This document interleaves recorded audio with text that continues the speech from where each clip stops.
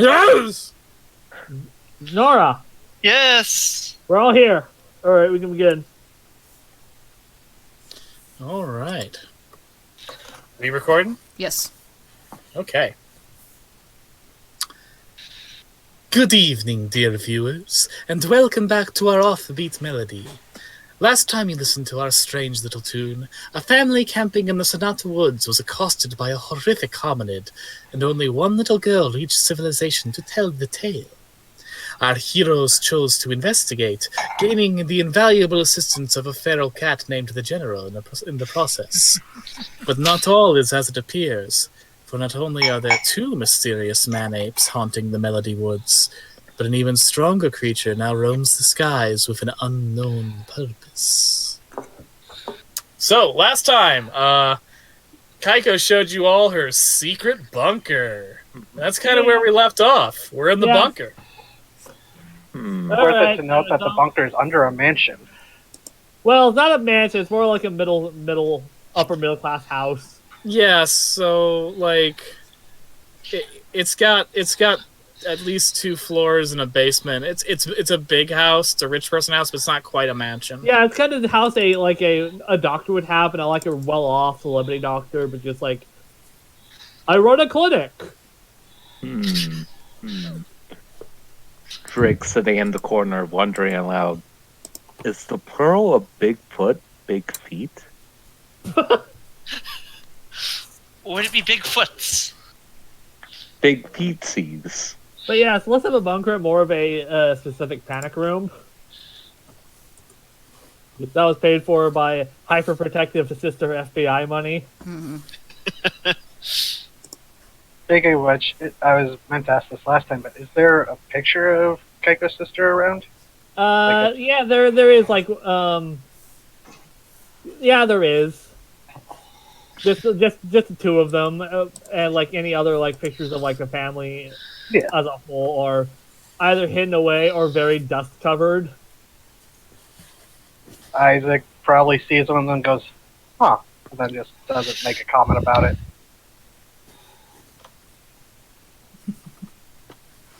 Hal has been in your house before. He's not impressed anymore. Kaiko, my internet's out. Can I borrow yours? I don't know what it is. Every time I see that owl in my tree, it just goes out. Oh, well, you know what they say, Mothman is a portent of disaster, and one of the biggest disasters in this day and age, no internet. No, I was in the middle of a download, and I can't download it again unless I pay for it again. No! Mothman, you asshole! It was $32! Oh no! Oh wait, I was gonna say that's a college textbook, but that's cheap for a college textbook. It was porn. No, this is Hal. It probably wasn't porn. Yeah, it probably wasn't. It was an actual college textbook because he's a good boy and wouldn't pirate it. No, he fucking would. Yeah. He's not that nice. He lives in a ranch house, for fuck's sake. Yeah. It was probably a guy. Yeah, it was probably one of those videos on how to fix a specific thing, and just like a scientific paper for college, you have to pay for that shit every time you use it. No! Okay. Anyway, so as we left off, the move the hidden bookcase thing, and you go down a small flight of stairs or a ladder. I'm unsure which is better. Bunch of stairs. Which leads to a small-ish apartment type thing. With a bed, a mini fridge, some computer servers. Clothes everywhere. As well as lots and lots of just documents. What is all this? You know, As well that's a dangerous question to ask. as well as the crown jewel of Kaiko's collection. The Pepe Sylvia board. What is this? Isaac looks Psycho? impressed. Okay, so in the Pepe Sylvia board, you see names like Okro, Richardson Poppy, Ambrose Howard, Lighthouse Keep, and like key points all over a map of Melody. Dolores Richards, Jeff Haywood, and a bunch of others. Is the Melody Catman on there? No. Thank God. For Zoe. She's Is Spindle Inc. mentioned anywhere? You might find like some mentions, but it's not like really focused on. It's just like names of town and like conjunction to where these certain names are. Isaac, I'm going to Yes. give you a bit of information via a message. Okay. Ooh. Secrets. Nikki DM secret. And you see like a bunch of like little like pinpoints all around the big mountain of Melody called Devil's Peak, including a real focus on that area. Hal knows why, but it's not his business Yeah. to tell everybody else. So he does not. So I mean, the place sounds spooky.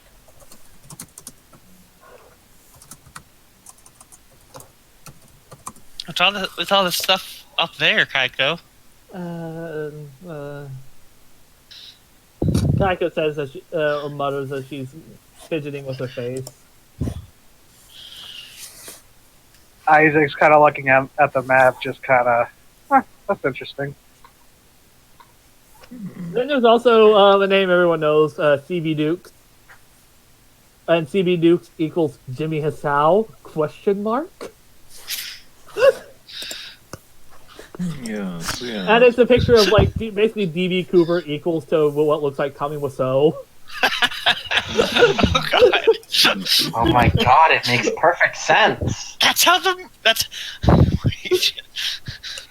room was made. Also, It's a laundering operation. Has Kaiko had the opportunity to update the board with the missing gushers problem?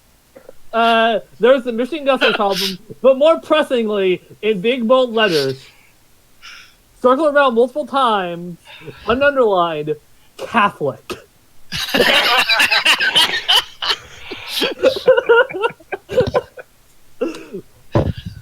Yeah, that did just happen yesterday, didn't it? Yeah, that was a weird church visit, not gonna lie.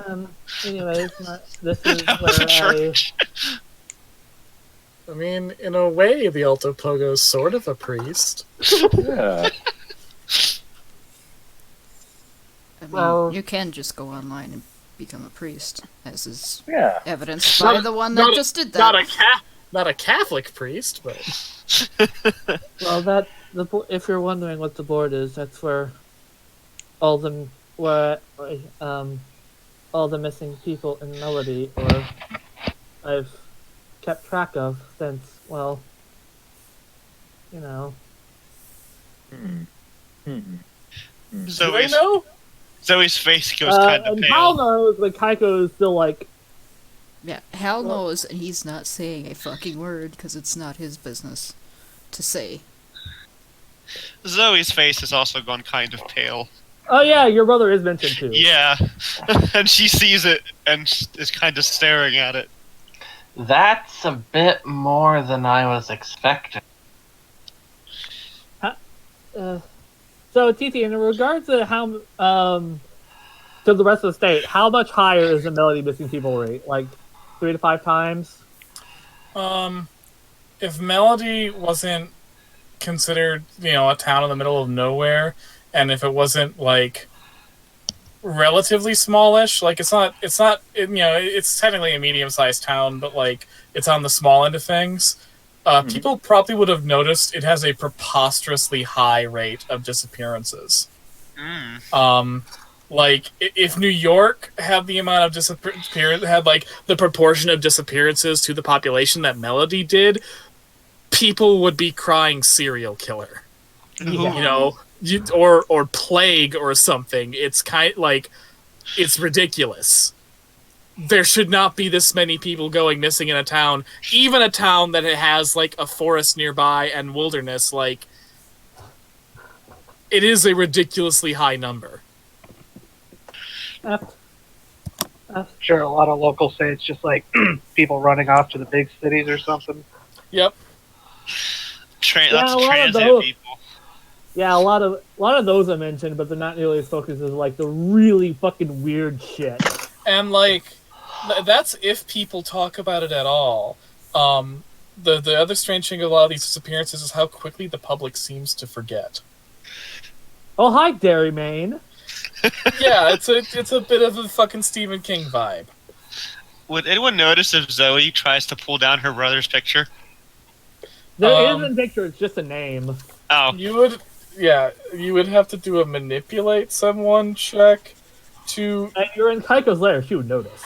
Yeah, you Yeah. have to manipulate someone against Kaiko specifically. hmm. And, And it's there's literally rules just a for that name- I gotta read. Yeah, it's literally just a name pinpoint in a location on the Melody map. It's literally just like not like really just a picture or anything like too intrusive. It's literally just okay. This happened here. Pinpoint. Okay. As well as like a little like asterisk or number to like a notebook or somewhere, like a page in a notebook. Ah. Drake is meanwhile in the corner just Basically, Kaigo has been keeping a very extensive list like missing people in Melody and their exact relation to one another and trying to figure out any sort of discernible pattern. What's Hell, Drake doing? Which you can guess, given the fact that Kaiko has 2 missing parental figures. Hal was almost on that list. As a character backstory, he almost disappeared. Oh. What's Drake doing in the corner? he's making a note of names he doesn't know and just jotting them down. Like one of them Reasons. includes, That's like, important for work, though. one of them includes like a former police sergeant Ooh. who disappeared at the local truck stop. Drake might know that. Might have known that guy. Perhaps. I mean, Drake, you meet the cops sometimes. I don't know, like, how often you retain their names. It's like meeting someone from a different department. You probably recognize the face and then look immediately to the name tag. Yeah, it's just like, hey, Officer Lee Collar? Oh, I bet that pisses him right the fuck off. You probably know him by name now, but No, pretend you call not him to out of Julie. spite. No, we call him Julie.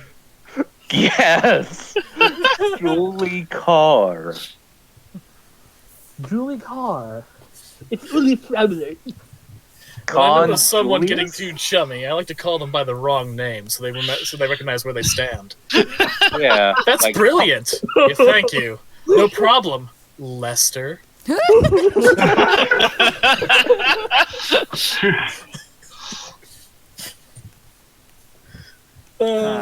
Con Julius.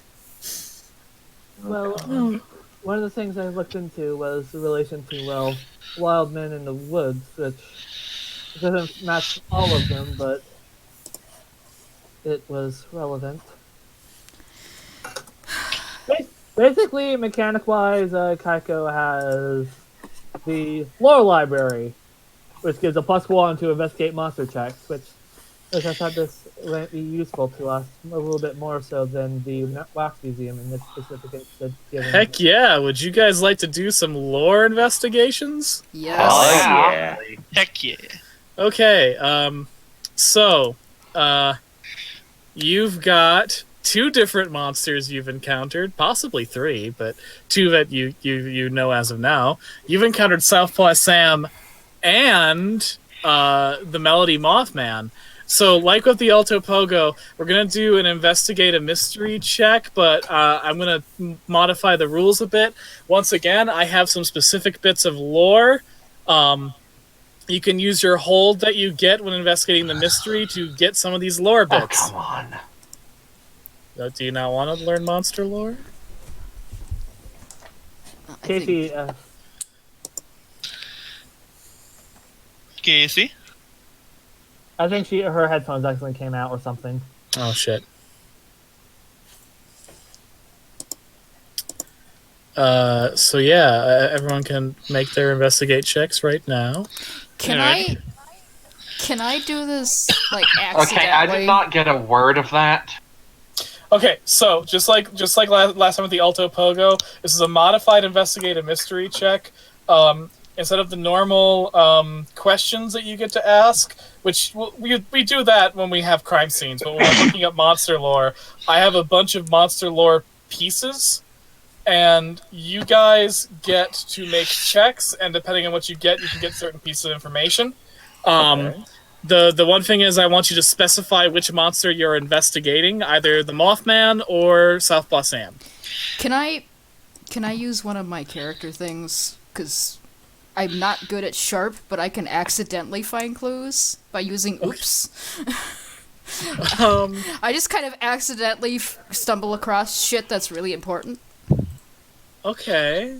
You also, everyone gets a +1 since they're in Kaiko's lore library. I'm gonna say if you use oops, then I'm gonna have to think of some information for you outside of the two monsters.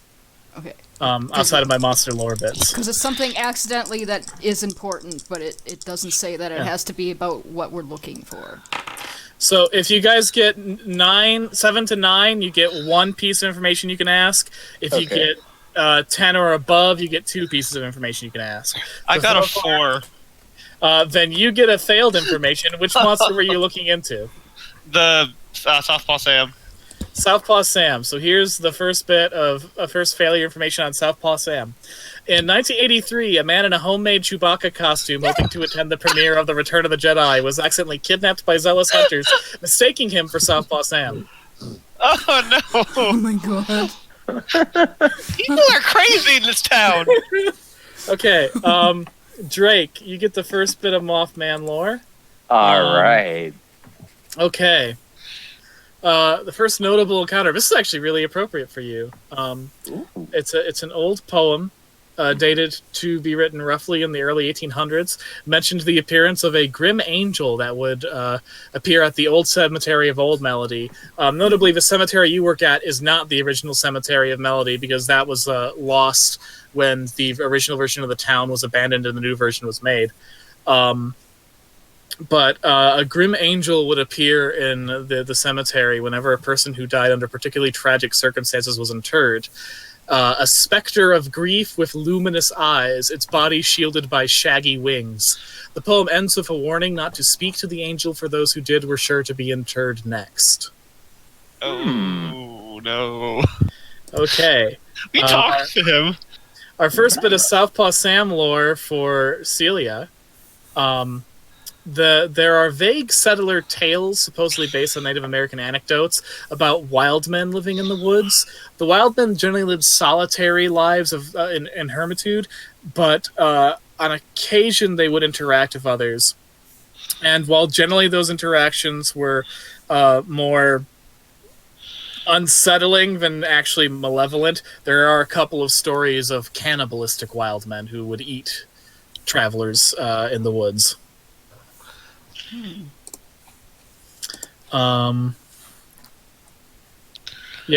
Okay.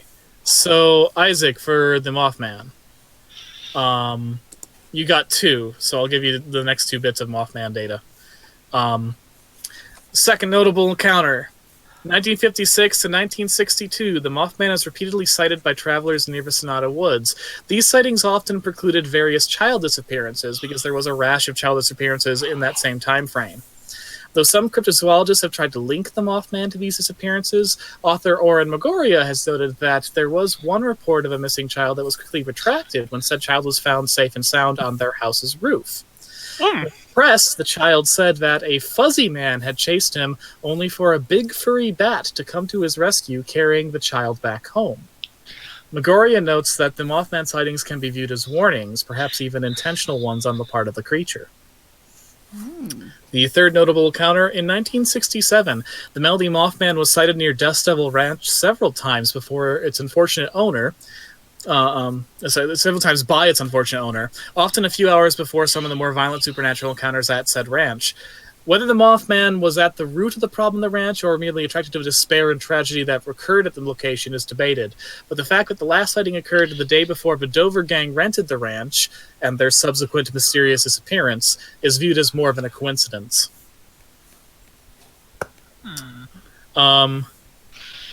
Kaiko is looking into Sasquatch lore of Melody.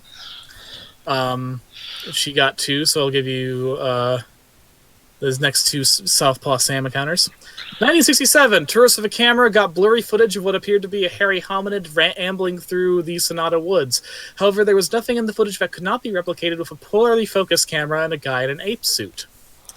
In 1973, the year of the sighting of Southpaw Sam, the year Melody's Bigfoot gained its own name. The Sasquatch raided a campsite and scared off the campers, then spent a few hours eating their food and playing with their stuff while they watched from a fearful distance. One camper noted that the ape grabbed the banjo and strummed it, using the left-handed stance, thus giving it the Southpaw Sam name. Flashbacks to the weirdly playing of the banjo. Okay, so we got 1 bit of lore left for both Sam and the Melody Mothman, as well as 3 failure bits. I'll also give you guys the general knowledge of each, because I didn't do that at the start.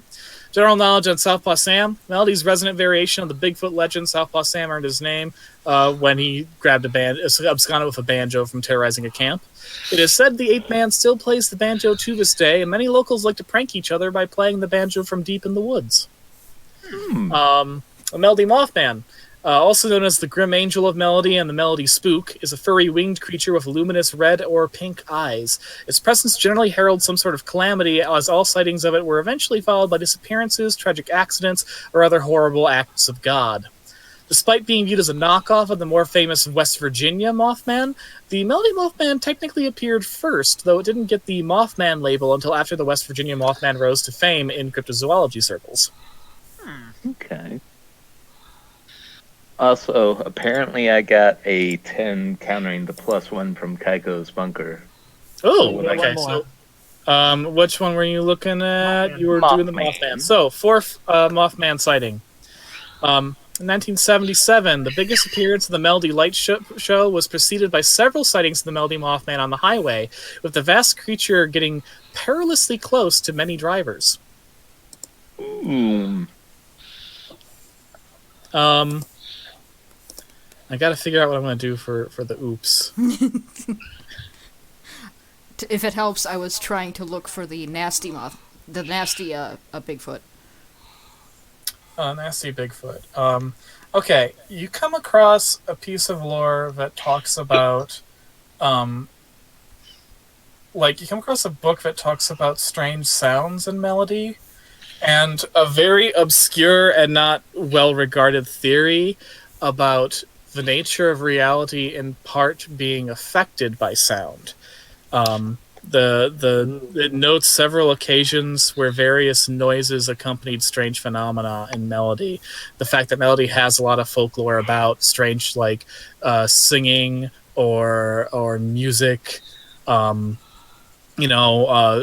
bird song, natural phenomena of noises, the whistling valleys and all that, and how sound may be related to sort of the thin barrier of melody.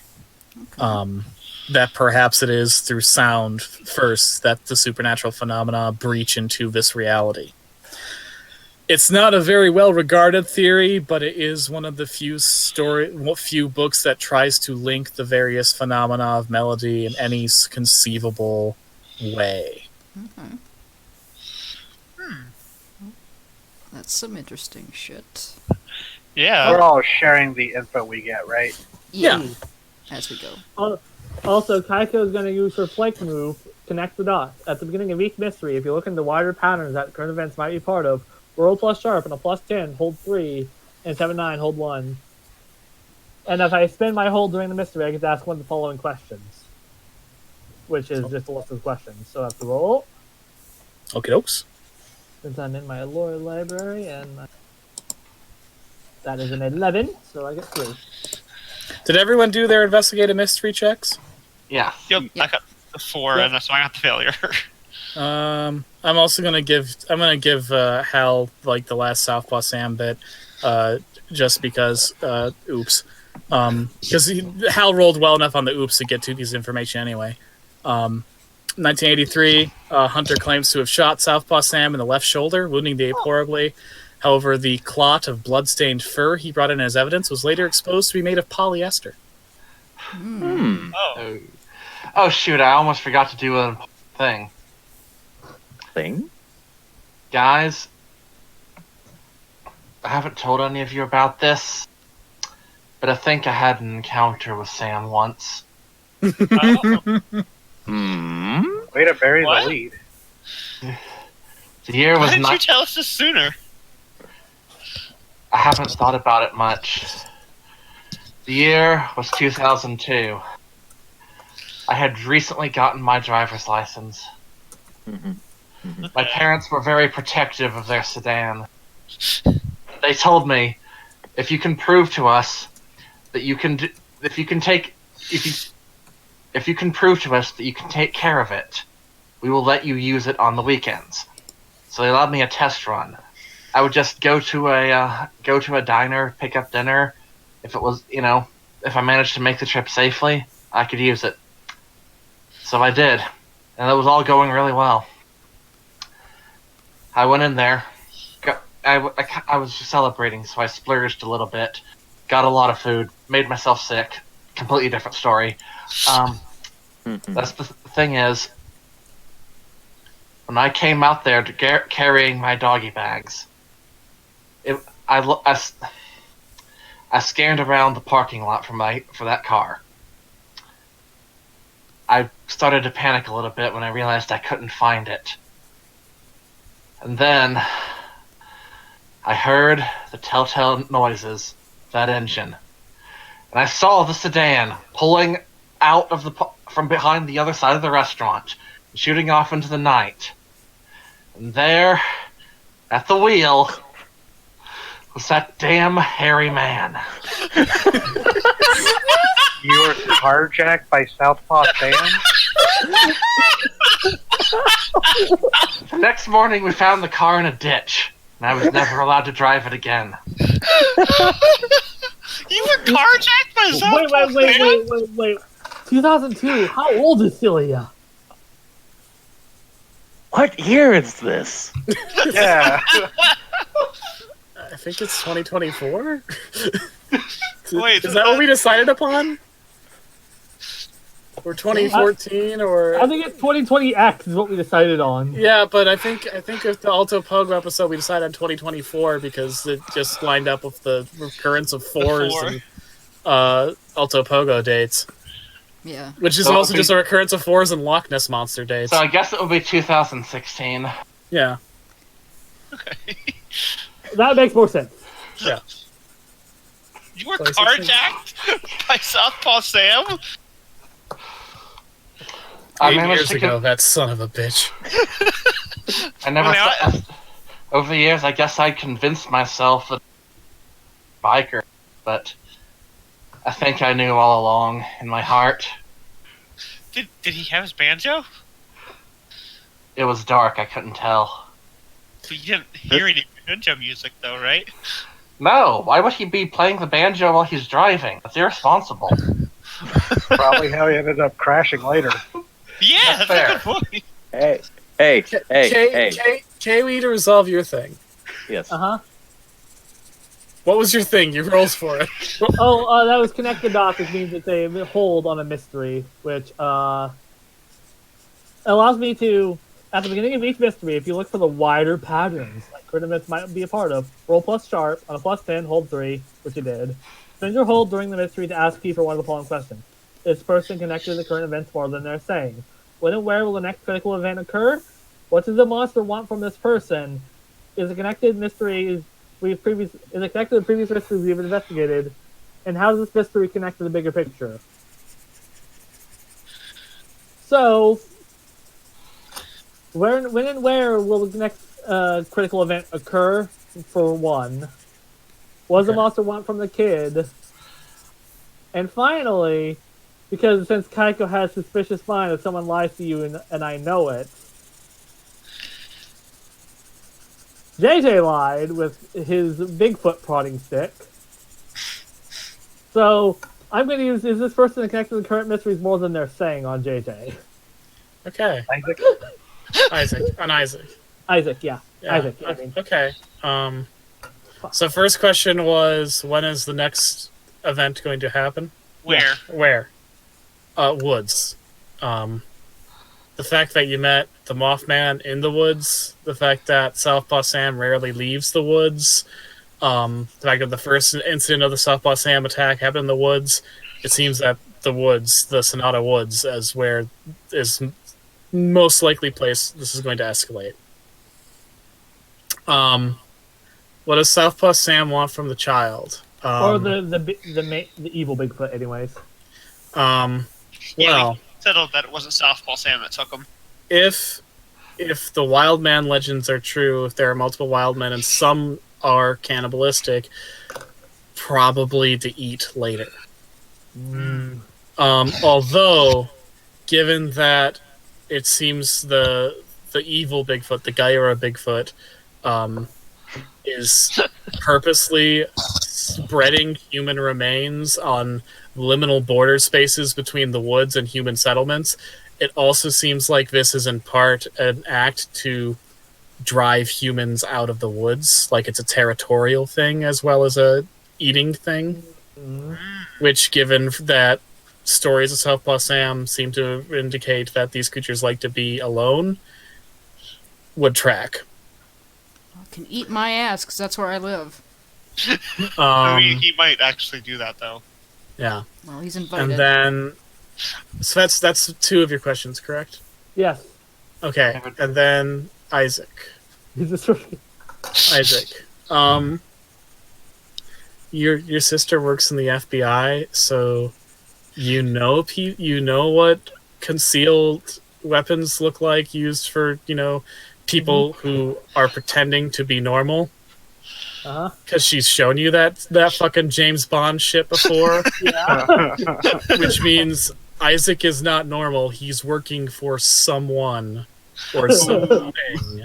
You don't know what it is, but you know that kind of shit isn't available to normal people.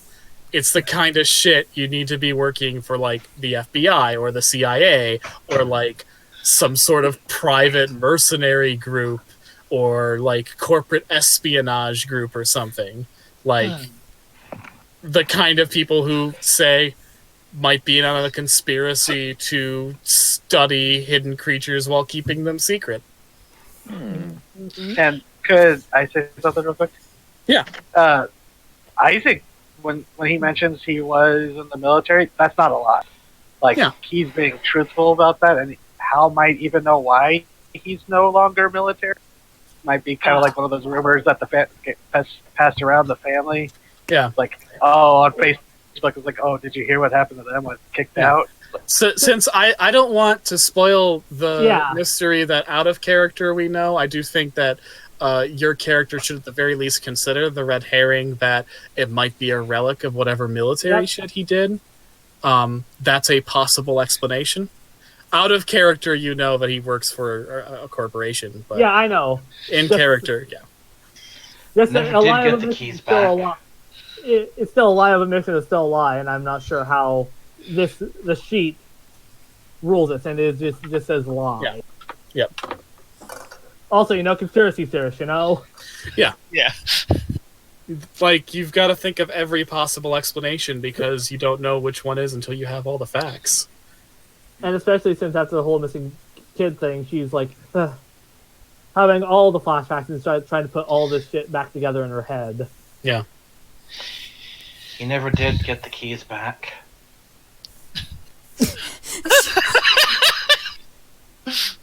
Hey, for all we know, that could be the Bigfoot that's eating people. Drake says shifty-eyed.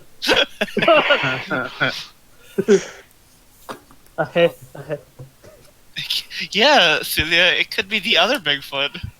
Oh. You think so? I mean, Southpaw Sam doesn't seem like an asshole. Yeah, and why would he It's always drive the one. something? It's always the ones you least expect, Zoe. But I mean, he that's would hard be one. able.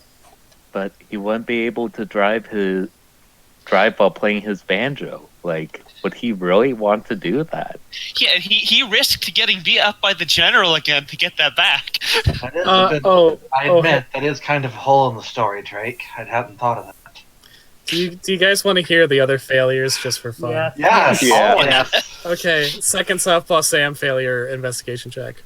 In 1999, the same man in a better Chewbacca costume was kidnapped again, mistaking him for Southpaw Sam as he tried to attend the premiere of The Phantom Menace. He was noted as saying that he preferred the kidnapping to the actual film. Damn. And then the Mothman failures. First one. A number of calamities have been blamed on the Melody Mothman, despite no sightings of the creature correlating with them. The most recent of which was the loss of the Alter Pogo sculpture at the Melody Art Fair a few years back, which some joked was unmoored by the Mothman itself. Indeed, must have been the Mothman as a Melody colloquialism for any inexplicable misfortune residents might suffer. Second failure. There's a horrible movie starring David Boreanaz based on the Melody Mothman sightings in 1956, though it actually has very little in common with the real reported sightings and is mostly like a bullshit character study drama. Fucking Melody Mothman prophecy. It's a piece of shit. Oh god, I remember that. I chose David Boreanaz because my dad always thinks he looks like Richard Gere, and while I don't see the resemblance, I was like, yeah, well, works well enough. Because Richard Gere was in, the Mothman prophecy, so there you go. And that is the joke. And now it's funny. Okay. Those are the failures. Poor bastard in the Chewbacca costume. I mean, getting kidnapped away from the Phantom Menace premiere was probably a plus. For the best. Accidentally good luck. Yeah. Wasn't the same group of hunters that kidnapped him again, too? I think it was different hunters, because otherwise that would be too silly, but it was definitely the same guy. No, it was. It's me again, you dumbass! And here's- I know! I'm saving your life. Here's the thing. He doesn't live in Melody. He drove 40 minutes out of town, because his town doesn't have a movie theater. Oh. He really loves Star Wars. He preferred the kidnapping over the movie. Oh god. No, it was the same group of hunters. They just didn't want him to have to watch that movie. Yeah, they saw it first, and they saw him coming. Oh god, there's that poor son of a bitch! Let's save him, Bill Jim. It's only one thing we can do. I hope he forgives us. May God have mercy on our Bigfoot-loving souls. We owe that man a favor. God had no mercy on George Lucas. He deserves none. Oh, Oh, God. Star Wars. Gotta say, if they Topical. weren't riding horses as they came and kidnapped him, I'm going to be very disappointed. They're just inexplicably dressed as cowboys. They came under the dog side of his They fucking lasso him. We got ourselves a Sasquatch, boys. And nobody fucking questions it because it's Melody.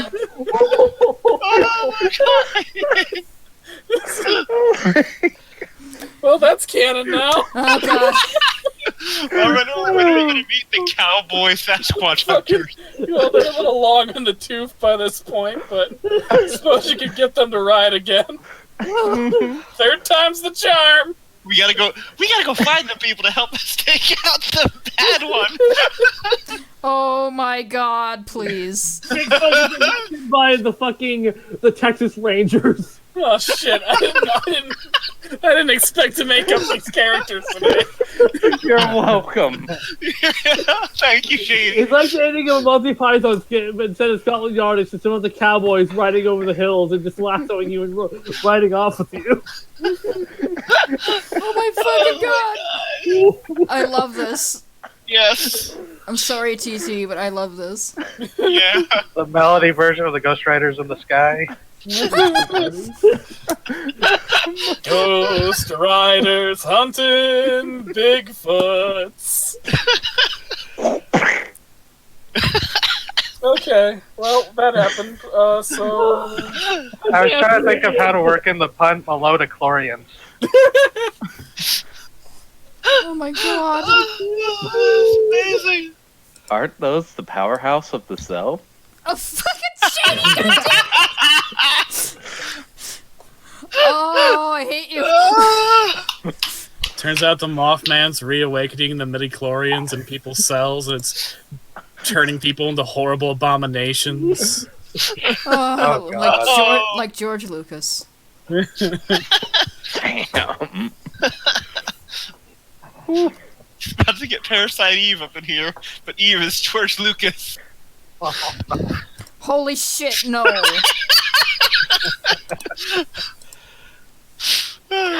Oh, damn it, guys. Okay, so... Thank you.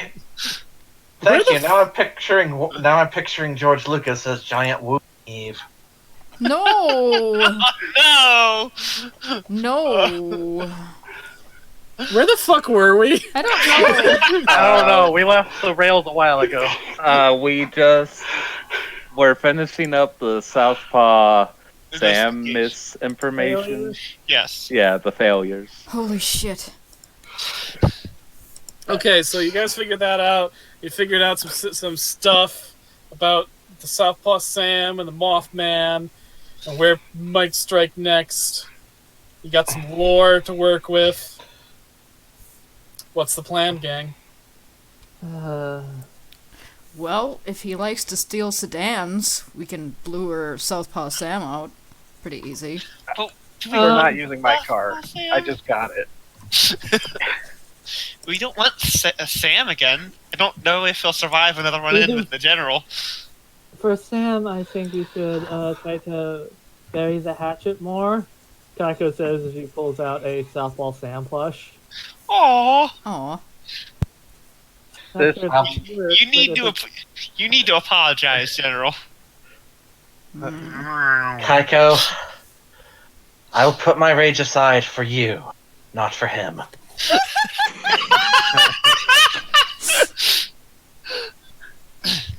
This might be a Out of character, terrible was Drake the one who stole Celia's car? Nah. No. You'll find out the answer to that mystery if you examine the story. Hmm. Dear God. It's a conspiracy. What if it was the dragon? The Devil Dragon is Diddy Phillips. Imagine the Devil Dragon all cramped up in the driver's seat. Oh God. Alright, so my head is coming down from that. The last two cards. Yeah, that's fair.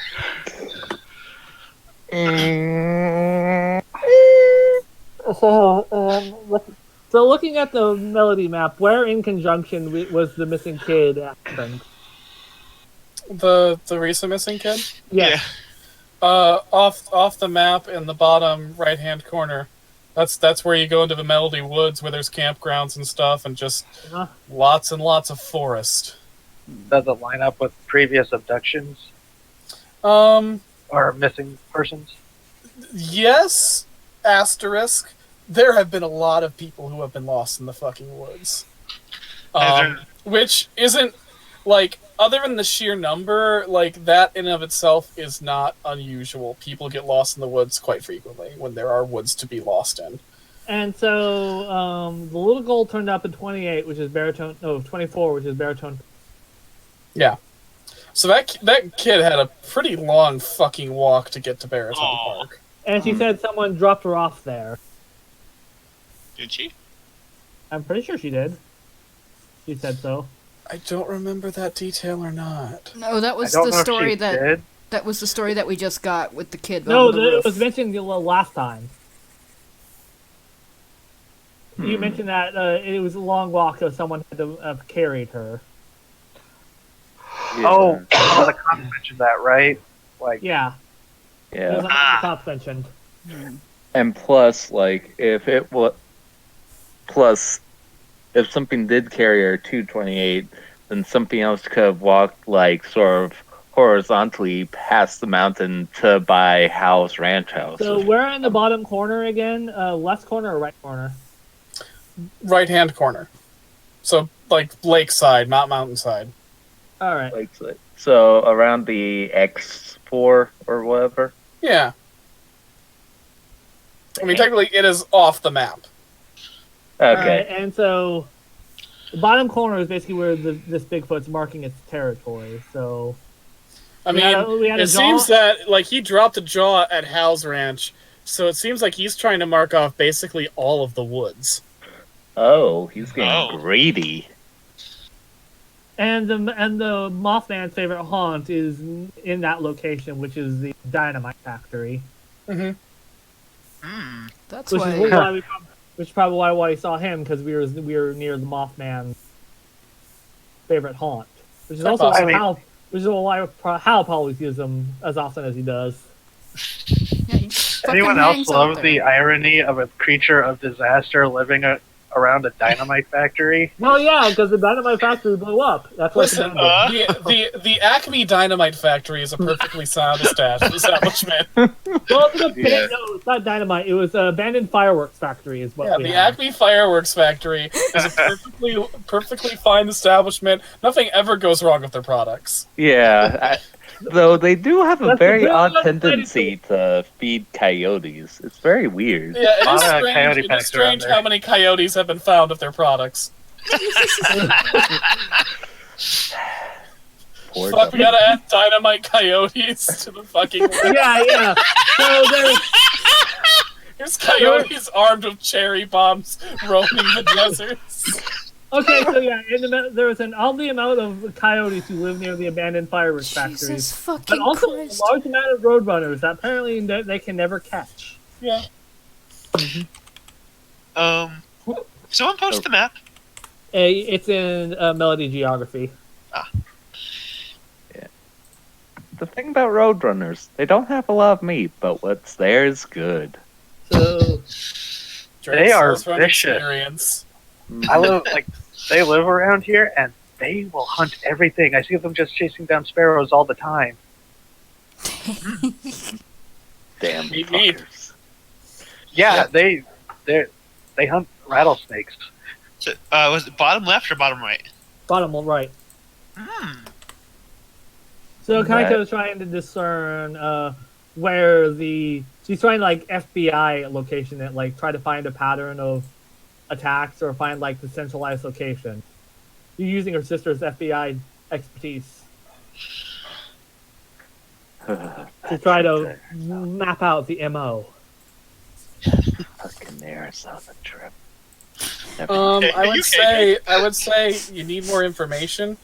Generally, like most encounters with the South Plus with like Sasquatches occur in campgrounds deeper in the woods.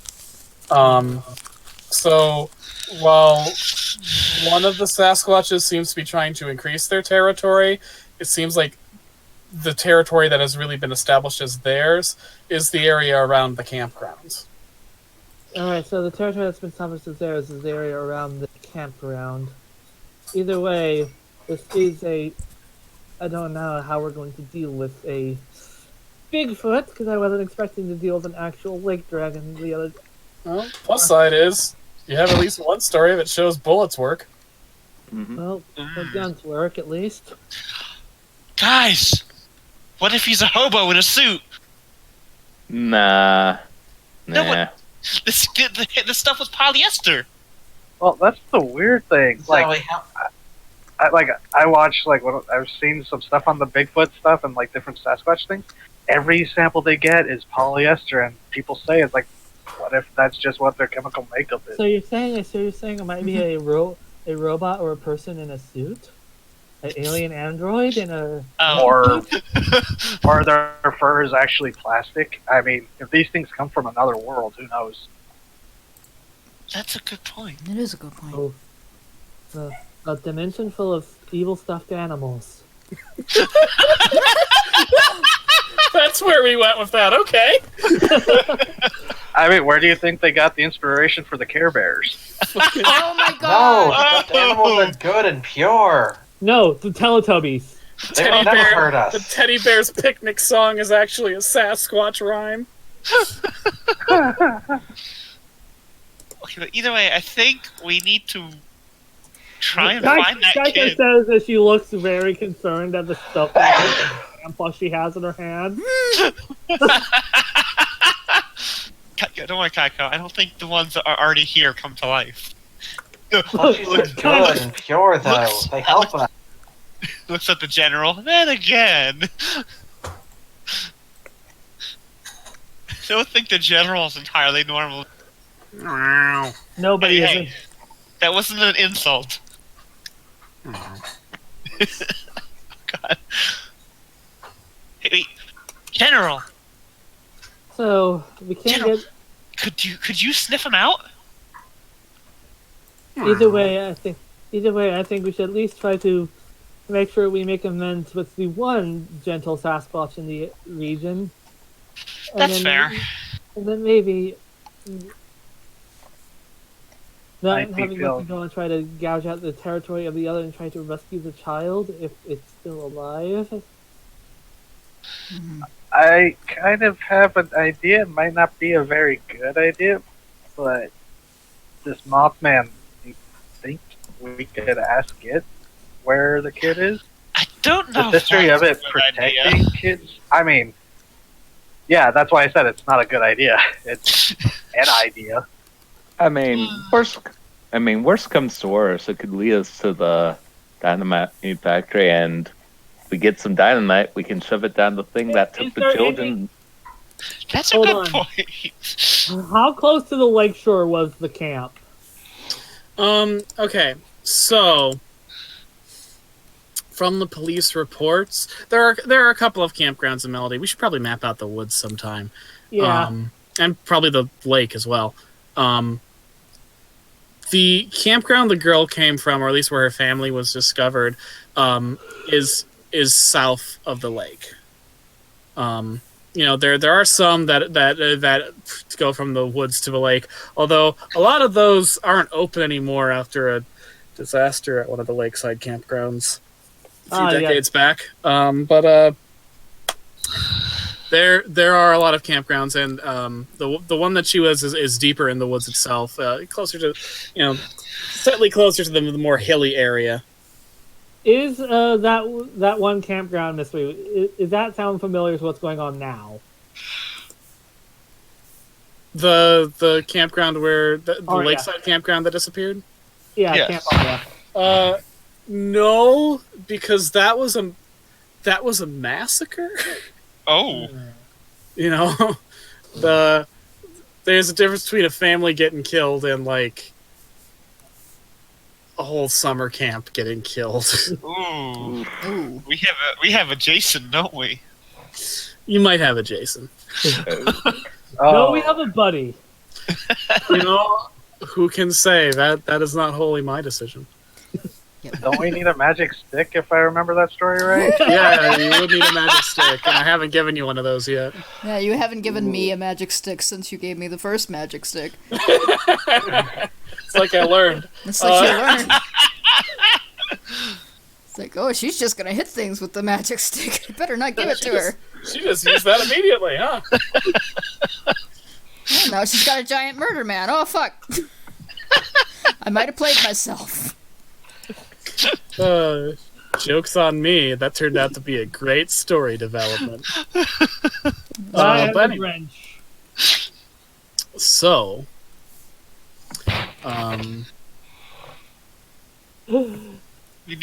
So are we going to head out there? We should at least prepare or try to figure. Okay, but I go super cautious because this doesn't sound like a good idea at all. Because I'm trying to figure out if there's anything close to the lake. Because if we can bait the killer Sasquatch into the lake, we could call for help, set a trap. we do. Also, gonna need a bigger monster. You would help us. We're gonna need a bigger monster. Also, TT, while all of this has been going on, Isaac texted Dr. Wen going, may need the equipment sooner than later. understood. So yeah, General, can you smell them? Is that a yes or a no? Meow once for yes, twice for no? General rolls his eyes. Okay, hey! I didn't know they could do that. Just because you can understand me doesn't mean I can understand you completely. A cat can definitely roll their eyes. Okay, Mine The does gen- all the fucking time. the general could lead us. Little skit. The general could lead us to him. He has at least one of their scents. I mean, not that it's a hard scent to smell. Yeah, I agree. That was pretty bad. I'm not just talking to the cat. Oh my god. Drake is. I think just everyone's taking just notes. watching. Yeah, we're just watching Zoe talk to this cat. While Drake is jotting stuff down, just going, Hal does that all the time. He doesn't think any of this is weird. Hey, General, what was the name of that TV show about the superhero cat? The one that made that mean-spirited jab at Steven Universe? Meow. Wow, that was it. Ah, yes. I don't think the general watches subpar cartoons. Yeah, he seems to have good taste. Yeah, the Bigfoot. he did. Yeah, we got to apologize to that Bigfoot general. Okay, I know you were just keeping him out of the territory, but he wasn't the one that ripped someone's. Her face goes green for a second, and she just remembered the arm. The arm. I want to poke Alright, that so arm. either way, I think we need more information, although time is of the essence. Well, you guys have proposed a couple of plans. Which one of those do you like? Drawing him to the lake is a good one. There's getting guns. There's asking Mothman for help. There's trying to lure the Sasquatch to the Alto Pogo. We can split up. Yeah, Yeah, try them all at the same time. Yeah. Someone How that Hey, goes. Hal, you know the Mothman more than most of us. You could go try and get his help. I mean, our relationship consists of me watching him through the window thinking he was an owl, and him wrecking my internet connection. But he clearly knows you. oh, so that's what keeps happening. Well, it's gotta be. He wrecked all the electronic equipment, and it only happens when I see the owl. Please, Drake that was thinking why. innocently. Speaking of which, Isaac looks at the Oh Mothman god, meter. Mothman was trying to warn Hal of Drake. Isaac, your Mothman meter. Mothman is still outside your guys' house. Because if you remember from last time, it followed you here. Yeah. It was waiting in the trees outside Kaiko's house. Boo. Okay. Wasn't Isaac even just doing a like- very good job of hiding itself, like it wants you to know. Oh, I mean, yeah. If It's like you want me to Isaac go just like- talk to him, he's right outside. I can do that. Oh shit, is he still Yeah, out there? seems to be our new groupie. I don't like the idea of trying to get guns. My guns don't like me very much. I don't like guns. Not after I don't that like time them a either. gun stole your lunch money. Yeah. And I and held that him. paper mache gun fell on top of you. That was very awkward. I was bruised for weeks. So Hal is Does the gun actually use a knife? moving towards the stairs. He's going to go talk to Mothman because you didn't say no. Yeah, Oh. Drake shall follow. Yeah, Yeah. okay. So will Isaac. No. I mean, he was gonna come with me to the forest. I Do will. this first. Well, I mean, the Do this first. Mothman's here, so. Oh yeah, that's true. Yeah. He's right here. We Don't. shouldn't split up because we shouldn't split up. We should at least go. Do this, get prepared, and then head out in the forest. We should do it in order. Yeah, Okay. you don't want to be de-armed. Oh, what time I'm is gonna- it? It was like sunset when we got here? It was It like was- mid-afternoon. It was like, yeah, I would say it's more like, 4 p.m. in the summer, so like you got okay. you got quite a few hours of sunlight. How left. cloudy it is outside. It's a pretty bright day. I mean, it's a good weekend for camping. Okay. Oh, so Mothman was just not caring at all about being seen. Yeah, I mean, well, what happened when you tried to take a picture? Yeah, my camera. My phone. Oh no! Kaiko gives fucking Zoe one of her burner phones. Oh, thank you. I like to imagine Kaiko was just looking at something else and just reached somewhere and just held it out to Zoe. Yeah. She just pulled open a drawer, pulled it out, handed it. Can I have another one of those?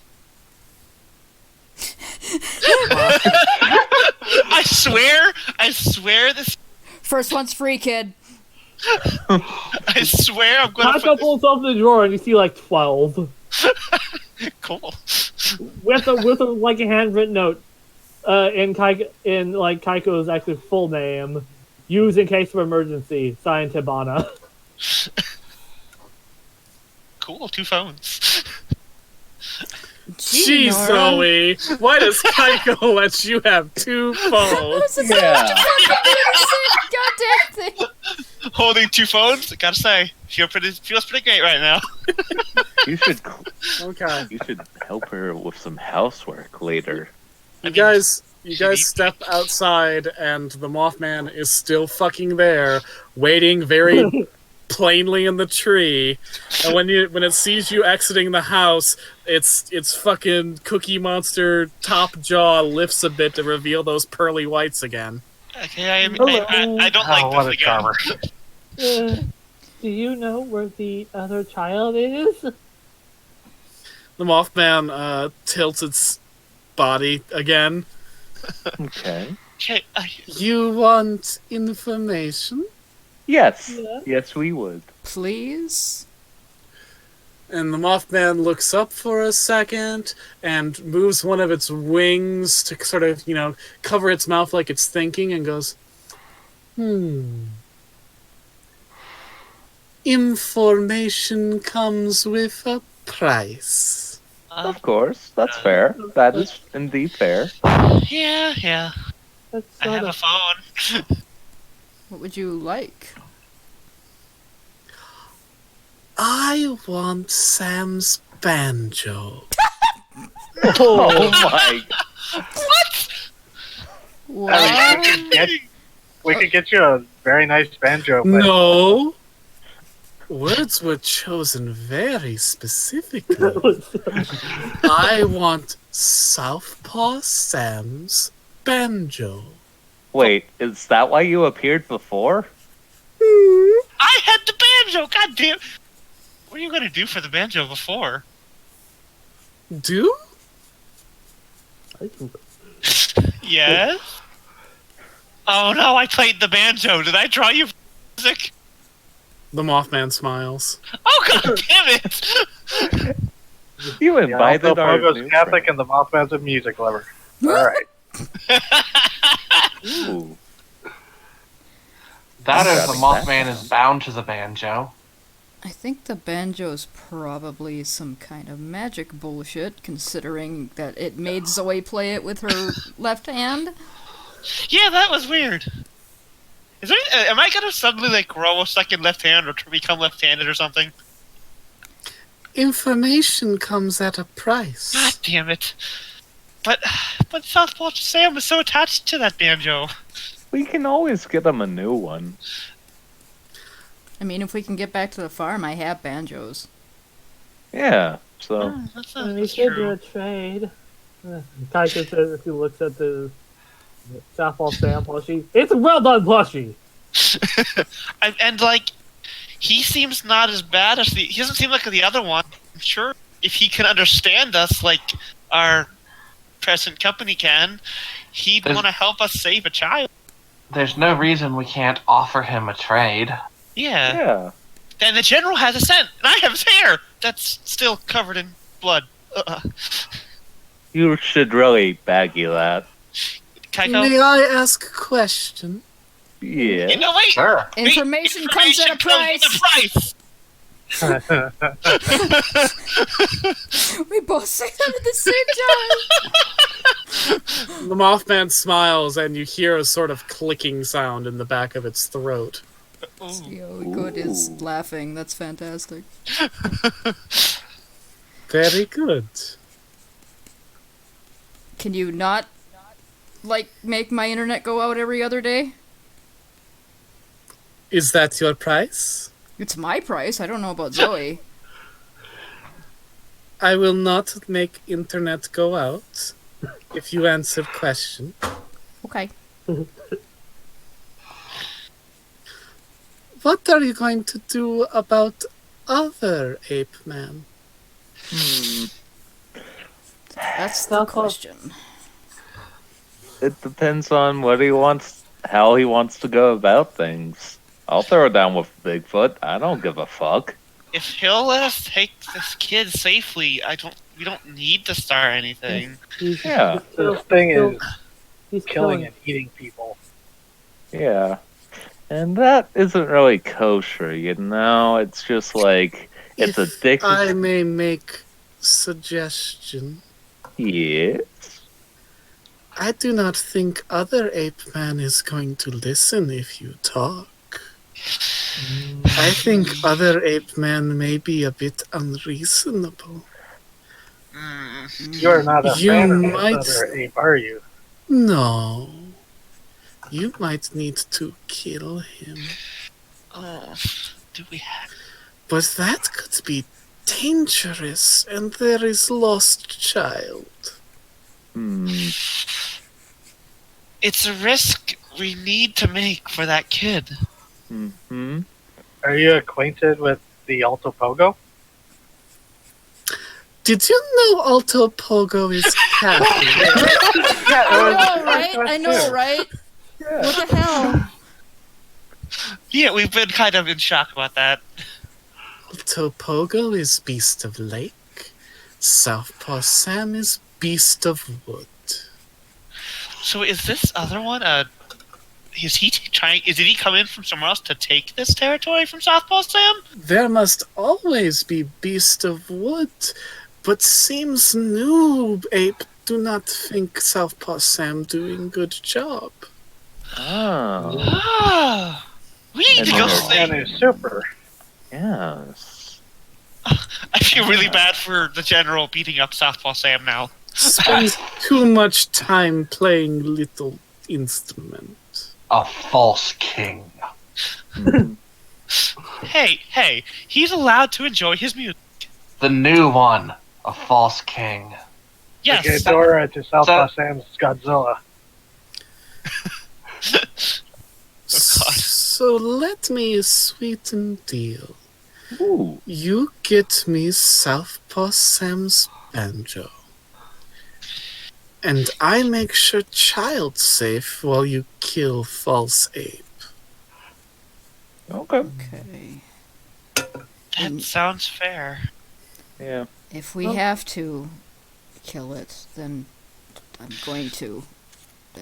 No kidnapping children in my woods is going to happen. And Hal Yeah. looks really actually angry about that. It's like, nope, no kidnapping children in the woods. Mm-hmm. Hey, General. Well, I'll ask you later. That's for later. So we need to What's that? go past stations of Southpaw Sam, then set trap for monster. Yes! I can make the trap! Ignore that evil chuckle. No. No. No. I have it recorded. God damn it. Do you have map of woods? Not a good one? Out of session. Out of session. No, we don't, because we But- haven't drawn one yet. But in universe, do you have map of woods? Drake. You course most I do. certainly do. Yeah. She would have one. Anytime she goes near the place, she has it just in case. Then I shall mark map, help you find where false ape lives. How about where we can find Southpaw Sam? I can also mark map for Southpaw Sam. Okay. Cycle holds out, puts up the map. But if I do this, you get me banjo. Southpaw Sam's banjo. Yes? Correct. Yes. Yes. And I will still make sure child is safe. Yes? Yes. I think Good. that's a very good deal. Were And- you the one that helped the lost one's sister? The Mothman, He doesn't do like a toothy grin, but you see that there's like a slight smile in sort of the cookie monster top of its head. Like the corners of its furry lips are just sort of a little bit upturned and smirked. It But he feels doesn't like answer the question. You like kids. Don't phrase it that way. That's fair. And the Mothman doesn't actually touch the map, but looks at it, and as his eyes trace the map, like the map discolors in the form of a trail. Oh, is that a radiation burn? Might be something like that. Isaac glances nervously at the Mothman meter. Like there's no smoke, there's no smell of burning. It discolors. The map discolors in like a very thin, neat little line. Ooh. Okay. There's one trail that leads deep into the woods down south that ends with a kind of cute drawing of an angry Bigfoot head. And another trail that goes a bit more to the east? Yeah, the east. Kind of getting close-ish to the lake, and that ends in a little banjo. Oh. But which ape is which? Drake just sort of deadpan looks at Celia. Yeah, so does the Mothman. Okay. So somebody needs to go to South Sam to get the banjo. I think we should go together, because if we make ourselves... We should go together so we can... But too many people might spook him. Yes, We if might we need go to alone, that split makes us up. vulnerable to be attacked by the other one. Yeah, and But plus, I have the general. He caught their scent both times. Well, he caught their scent before. but at the same time, I would rather people not split up when dealing with a well-known, angry, aggressive ape creature. Fair. That just Understand. And the fewer we are, the more likely we might never come back. Like, did you see that arm and jaw? No, thank you. Please And stop Kaiko mentioning isn't- the arm. And Kaiko isn't just referring to the Bigfoots, by the way.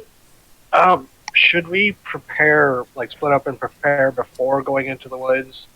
Like, Mossman guarantees if Mossman guarantees the child will live, then we have more time. yeah. So long as we fulfill our end of the deal. I want banjo. Child will live. So where is South Sam on our map exactly again? So again, like both of them are sort of off screen in the woods. Southpaw Sam, he's towards the east. Like he's actually fairly close to Lake Alto. His lair is not quite on the coast of it, but like, in that sort of southeast direction.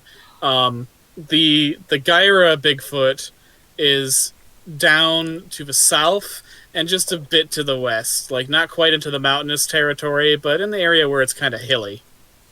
So would he be, like, in that area where, like, towards the dynamite factory kind of thing? Yeah. Okay.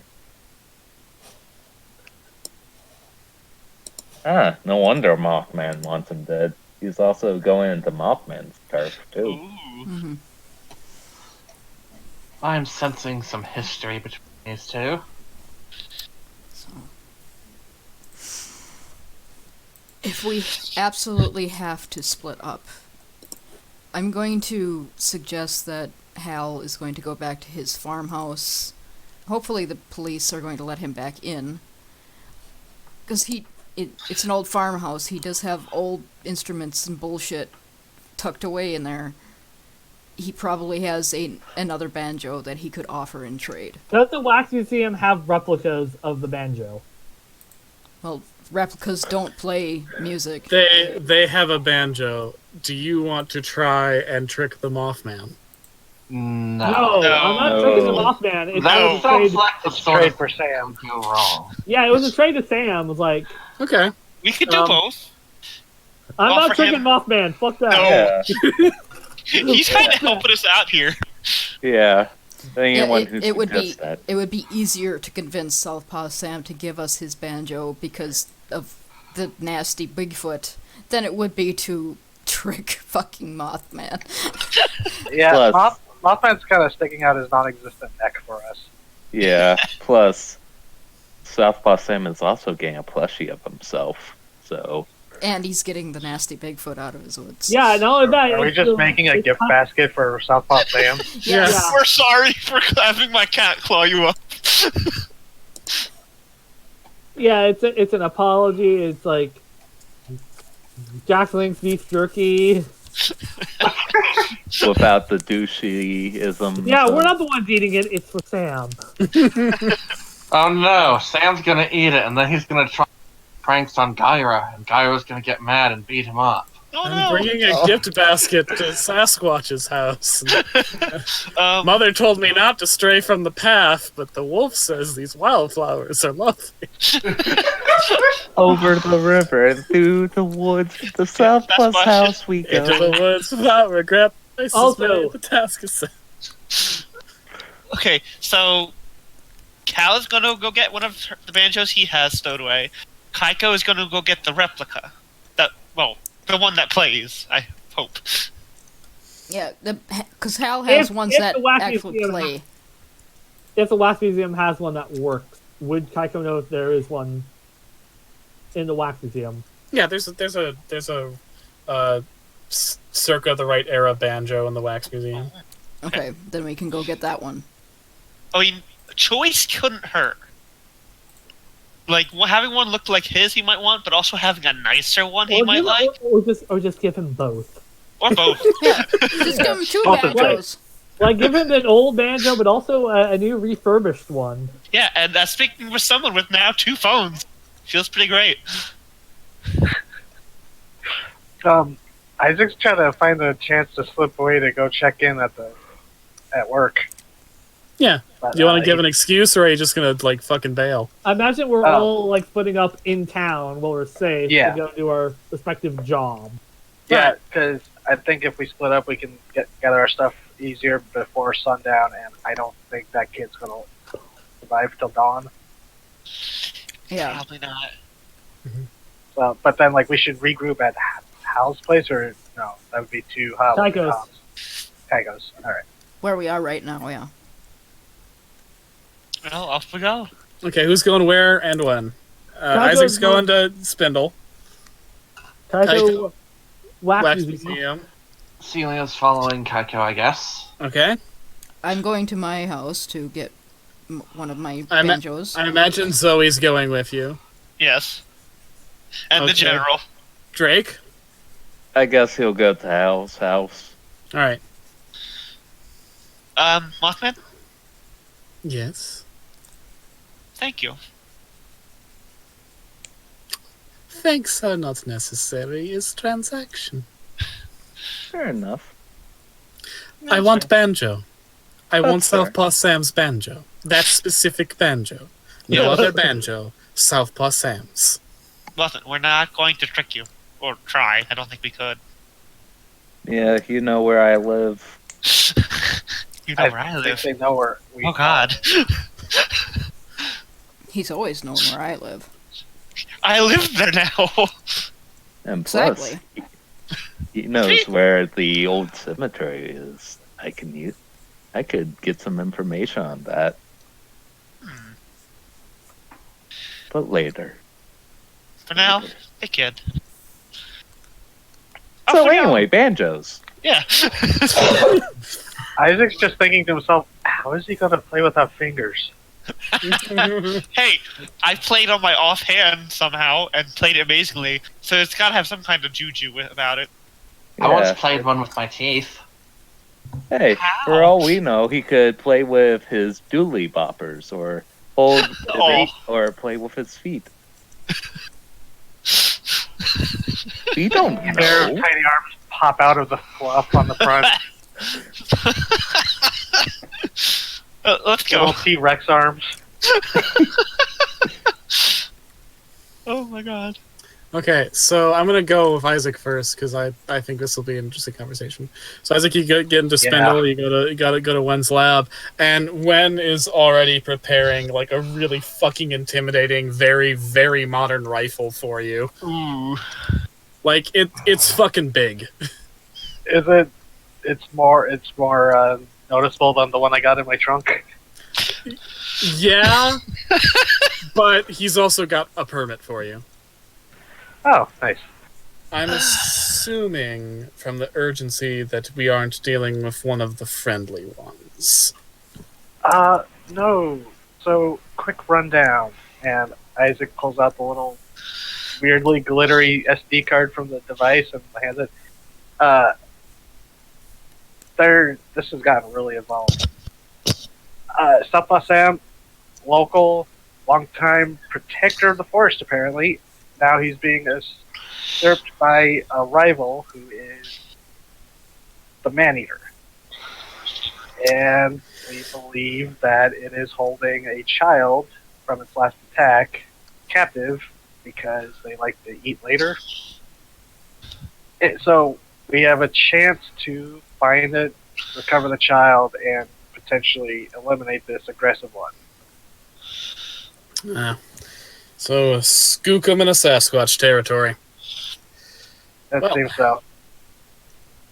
Yeah, Nasty business, but this should take the job done. Make the job done. It's got special rounds there to help dissolve the flesh, save for the polyester fur, so that all that remains will be a pelt that very obviously belongs to a non-real creature. Speaking of, and Isaac pulls out the little Ziploc baggie with the Southpaw Sam sample.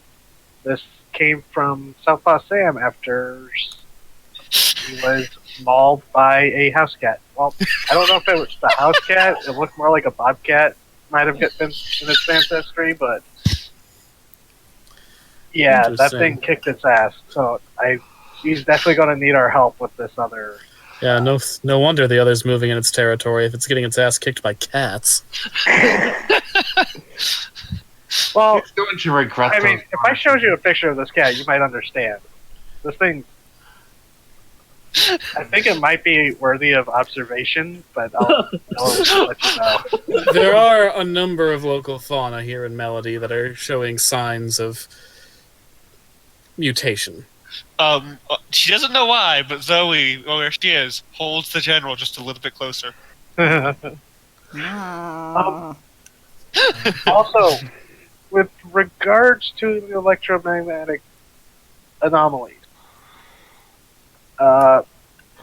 pretty confident it is some kind of flying creature that's been passing around, stalking the area. Did you get a visual? Is it Mothman type, Devil type, Thunderbird type? Definitely seemed like a regional variant of the Mothman type.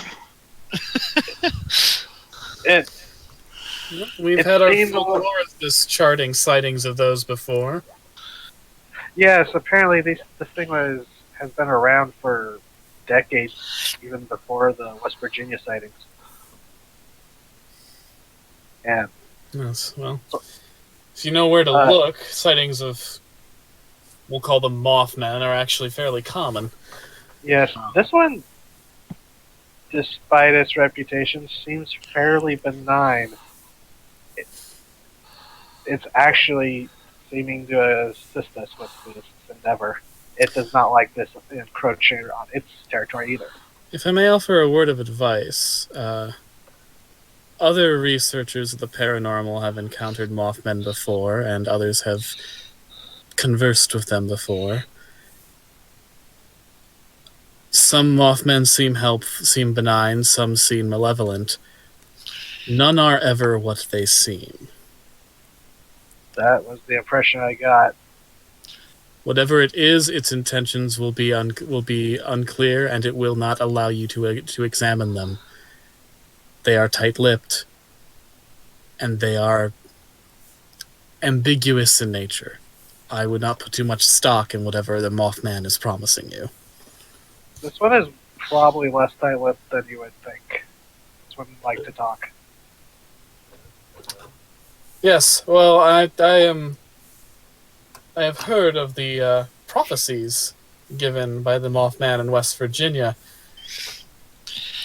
We're still not sure that that was an entirely benign action. There are still some who have good reason to believe that the creature may have been behind the collapsing of the Silver Bridge, even as it apparently tried to warn us of it. Yeah, I've seen like incorporation theories about how it's compelled to follow the plan, but Yes. I believe one sighting of the Melody Mothman had it in conjunction with the Melody Light Show, and given that, from what we can tell researching the history of this town, the Light Show is almost certainly extraterrestrial phenomena, it would stand to reason that the Mothman is but a servant of a higher power. that is concerning. Well, Well. I better get back to it. I needed to catch up with the others. Watch out for yourself out there. This is dangerous work, and it's beginning to heat up for you. Oh, definitely. And now I gotta hide this from them. That's gonna be interesting. Would a receipt help? Dr. Wynn actually pulls out a fake receipt from the gun store. From one of the many local gun stores to make it out as if you purchased it there. He's like, I can make this work. figured I'd just get some insurance. Yeah, so, in addition to having a permit to have whatever the fuck this thing is, you now have a receipt for it, dated today. Oh my god. Wow. That's just gonna raise even more questions about Isaac. Well, you bought a gun to fight a Bigfoot. It holds. That makes sense. Yeah. Yeah. That's I mean, good. have you been to local gun stores? They sell a lot of weird shit. This is like one of those. I mean, we saw what Cabbage bought. And you're ex-military. Ex-military has never done shady shit with guns they buy at the gun store. Never. No. Totally fine. Yeah. You can trust me. I'm fine.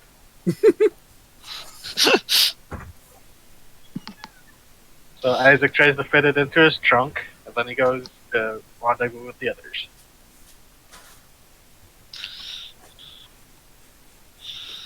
Meanwhile, At the Hall of Justice. Kaiko and Celia, you are at the fucking wax museum. Right, Not sure I that's what put meant. fucking in there, but I did. The fucking wax museum. You get there, and the construction workers are hard at work. They've been putting up two, like you can see, like, because the doors to them are open right now. In the hall where where Oren reserves for like traveling exhibits, they've put up two more like terrariums. Oh.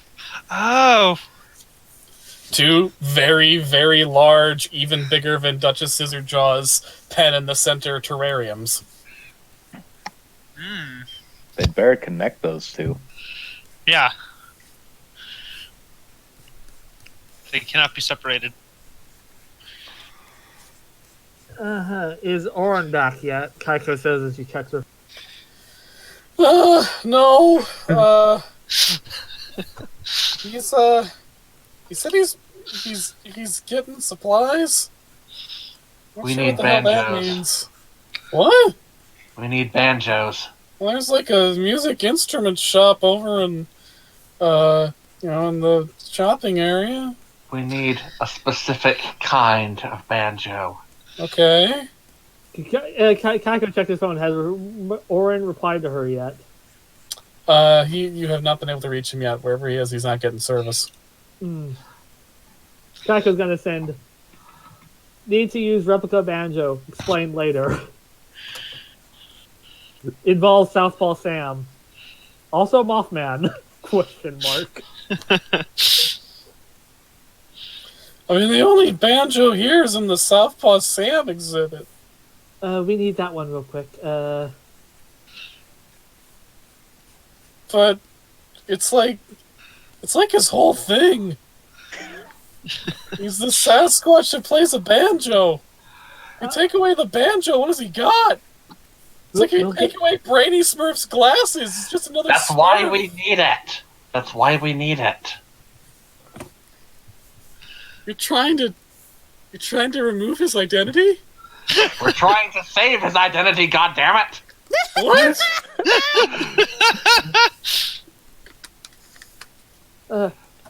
Simon clearly is lacking context for this conversation. Oh, Simon. Simon. You know how the other day we found lake stuff in the lake? Yeah. Well, we may have found something involving Southwall Sam, and Taika whispers, someone stole his banjo. Oh my god! That's why we need. That's why we need this banjo to get it back. Wow. That's a line of bullshit. Alright, listen. I'm kind of annoyed. Just take the banjo. We're gonna be closed for the next couple of days anyways to the public, so if you bring it back before, like... I was kidding. If you bring it back, like, tomorrow, in good condition, I don't think any of us will be in trouble. But if Oren gets pissed, it's on you. You'll understand. Yeah, you better fucking hope he does. That's a line of bullshit. I was using a manipulate someone's role there too, by the way. Oh, you have to tell me that! Well, that was obvious!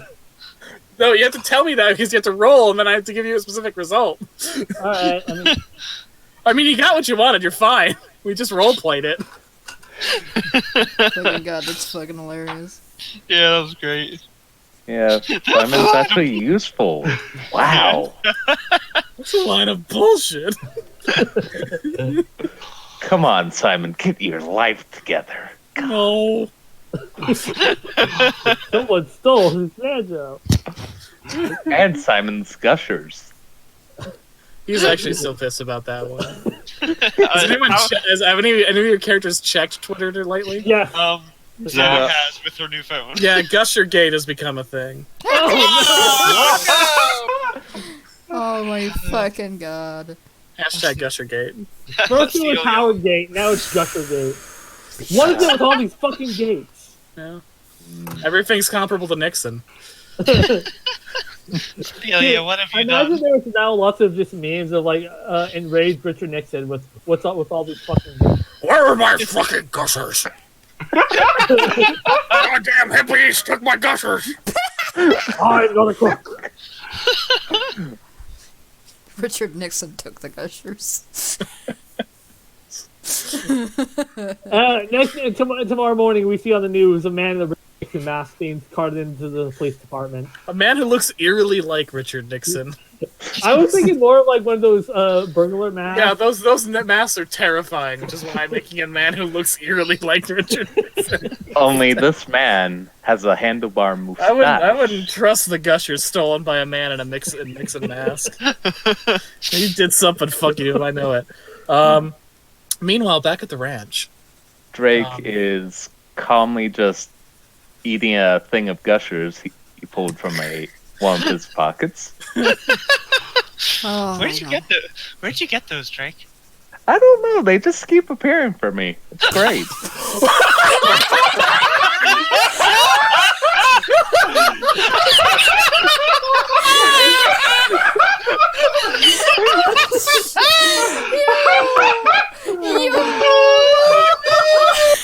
well, that's Drake, a liminal space. That's canon. Oh, your pocket! All the missing gushers manifest inside a new bag inside Drake's pocket at random. Holy shit! That is a canon melody phenomena now. Wait, what I miss? It is now canon that all the missing gushers in Melody end up manifesting inside a fresh gushers bag inside Drake's pocket whenever he thinks about wanting gushers.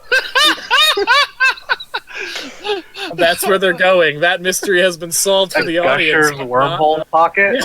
Yeah. That mystery is now solved for the audience, but not for the characters. Oh my god. Okay, so the police have cordoned off the woods around your house, but you're still able to access it. You go inside. Some of the cats are yowling. They're eating their food. General, hey General. Do the other cats listen to you? So, I need to set a trap for the Bigfoot. Would all the cats be willing to help beat the shit out of a Bigfoot that killed somebody? The general considers this, and then jumps down and goes.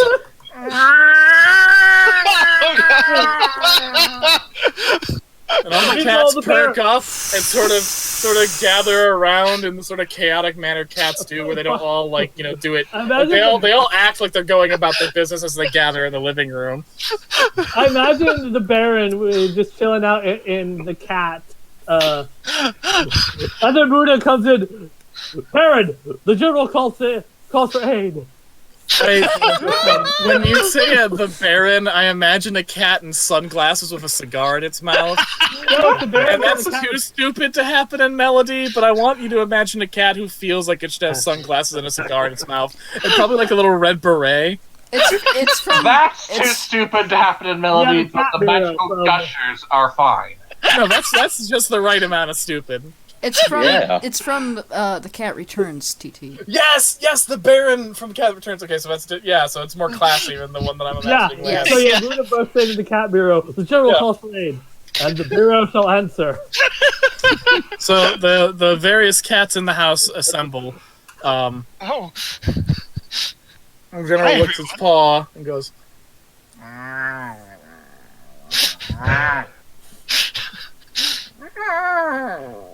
You know, this isn't the first time I've seen them do this. Seriously? They do this all the time.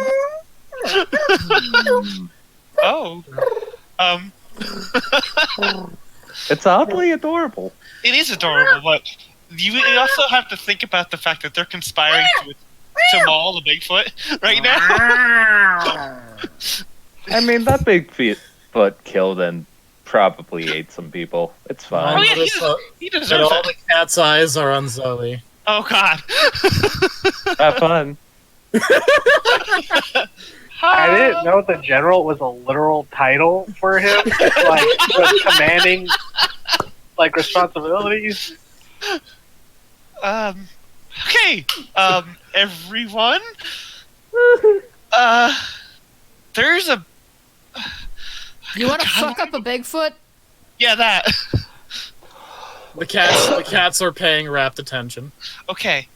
We are going to lure a Bigfoot to a certain spot. And I'm going to lay a trap. And I want you guys to just maul the absolute shit out of him when he is trapped. Can you do that?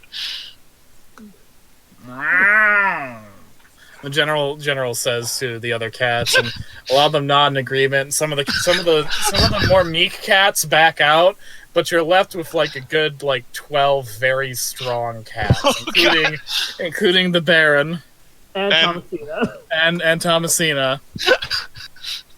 Thomasina can't die canonically. She has too many lives. Oh my god, this is so fucked up. I hope you guys know that. You know what this is? This is the fucking Gromulkin trap from Monster Hunter. Oh my god, it is. And the cats that are left are all probably older members of the colony. And they're for the most part they're very stocky.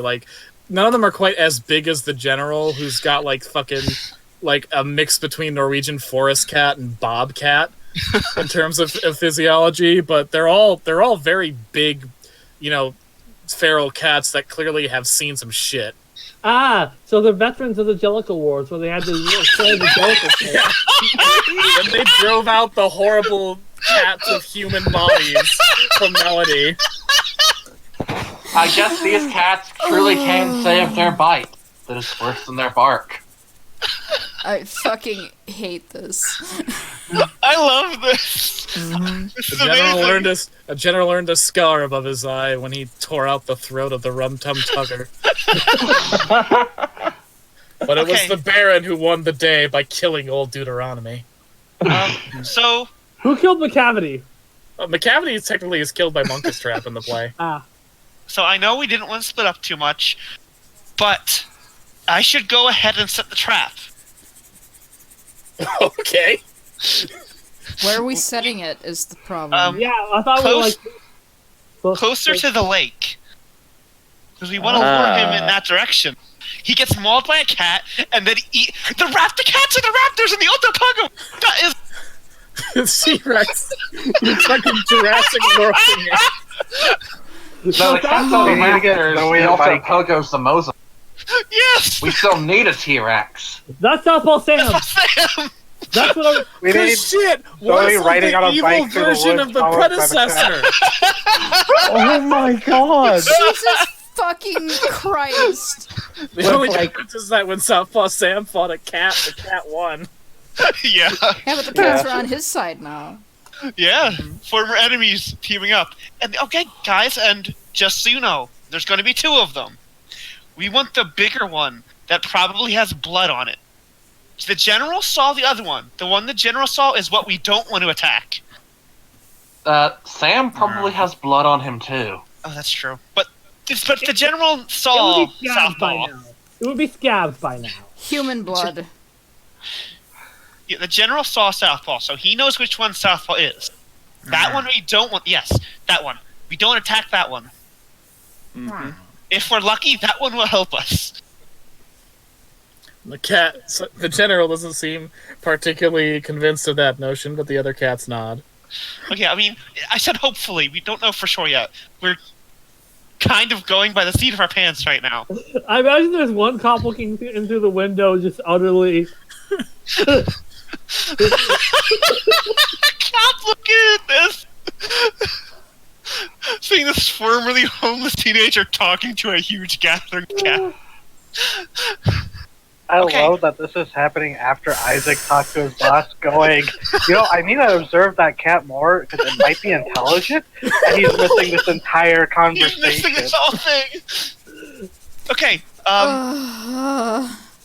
you guys. Yeah, let's see if we get beaten up by a cat. Cut to this: the cat war room.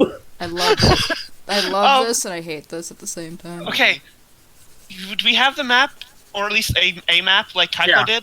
Okay, Yeah, you got a copy. I'm gonna mark a spot close to the lake. Yeah. And that's where I'm going to go set the trap. All right. Excellent. And it's just these cats are all warriors. just you, Hal, and I Drake, think we should rendezvous first. Yes. yeah. Okay. Yeah, that's fair. So y'all Well, meet up. Y'all meet up at Kaiko's house, correct? Yes. With 12 cats in tow. The back seat is Zoe covered in cats. When you guys get back to Kaiko's house, the Melody Mothman is nowhere to be seen. Oh, I think we scared my way with all the cats. Sure, Corsair Jackie. Corsair Jackie. No, he's watching after the kid.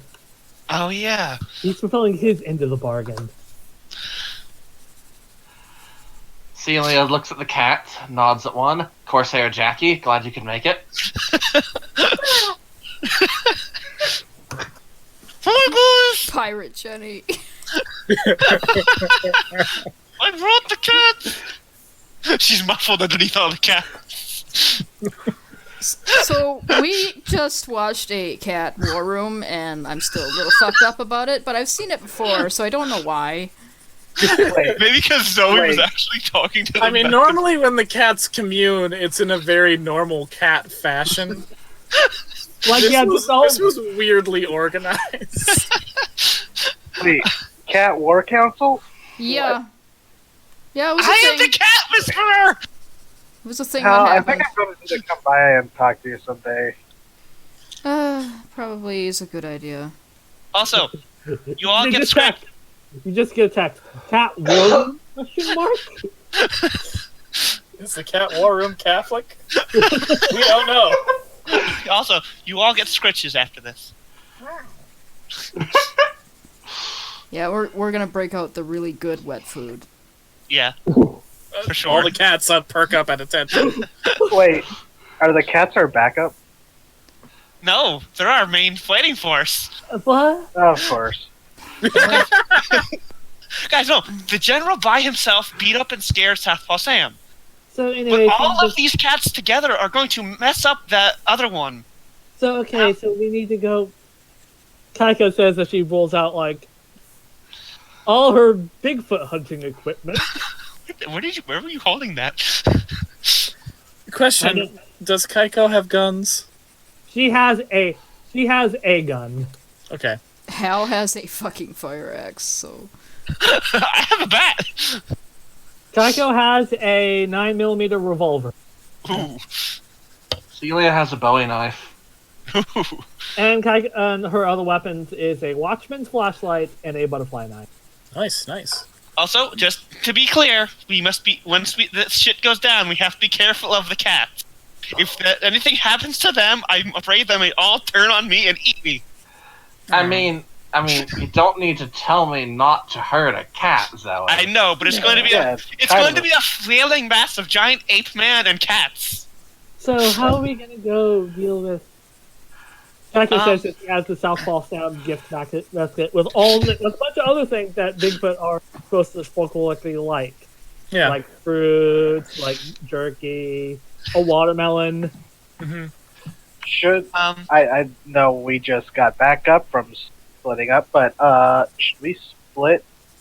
Half of us go reconnoiter with Sam, and the others go beseech the Alto Pogo for help. The idea, well, that's a good point. We should warn the Alto Pogo first. Because I mean, she might be. Did we ever find out? I have Alto Pogo has children. You know that much. Yeah. And there's no other Alto Pogo. There's just She the would one. understand protecting children. Look Yeah. how far she was willing to go. I mean, Like, how they many could be days- in the other place. out of universe question. How many days has it been since we dealt with the Alto Pogo? That was like yesterday. Like a couple. Like Oh. almost. Yeah, I thought it was like a week or so later. Yeah, I that's why I'm confused. Like I'm hearing yesterday, I'm hearing a week ago. I'm not sure. I'm not sure how well established a timeline is. It was recent. So like- I'm gonna say a week ago because Yeah. No more than a week. Okay. Celia Yeah. grabs her flute. Also, Alright, Pogo so- could be What's with the flute? down in the depths with the kids. So, I, after that incident, I may have, with help of Oren, they set up a underwater speaker nearby my house. Mm-hmm. Jesus I Christ, no. I was putting Bible verses through it, but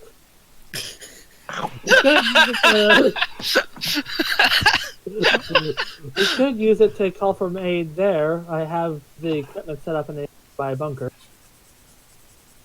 Yeah. Let's do it. Yeah. I'll set up. Question: how are you going to hear what the Alto Pogo has to say? We're just gonna say child has been stolen by invading forest beasts. How far away is Lake Alta right now? Kaiko's house is like not Like- even a mile from it, but like Yeah, like you could walk to it from Kaiko's house. yeah, her Okay, house is Celia's pretty just close. Celia's just going to start towards the lake, Oh. I and guess. she's going to stand at the shore, and she's going to put the flute to her lips, and she's going to play this.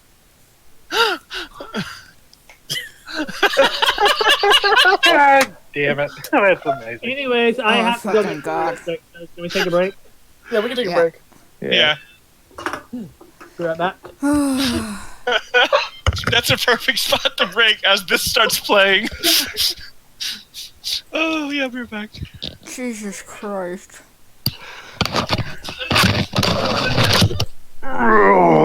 This is going places. Yeah. We have an attack cat squad.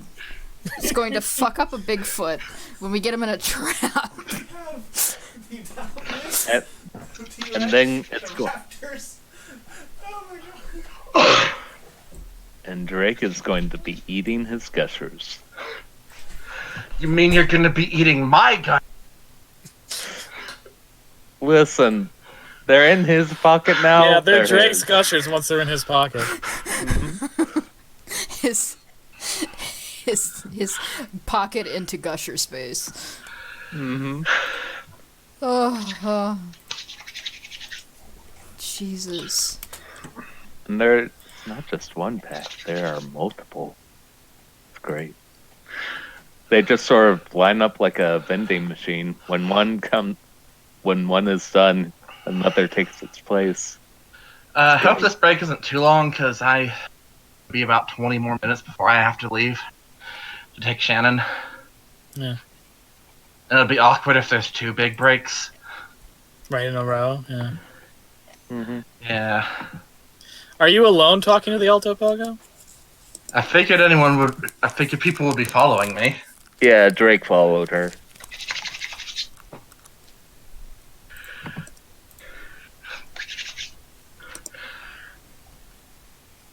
Okay.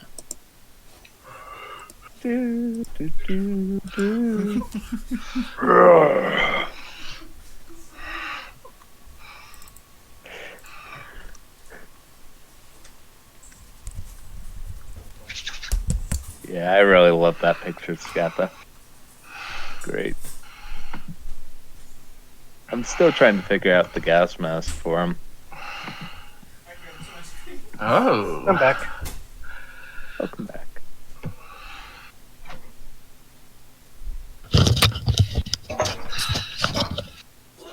I'm Oh back. yeah, the earlier thing was the cat's head somehow knocked over a step stool. So It was folded up and leaning.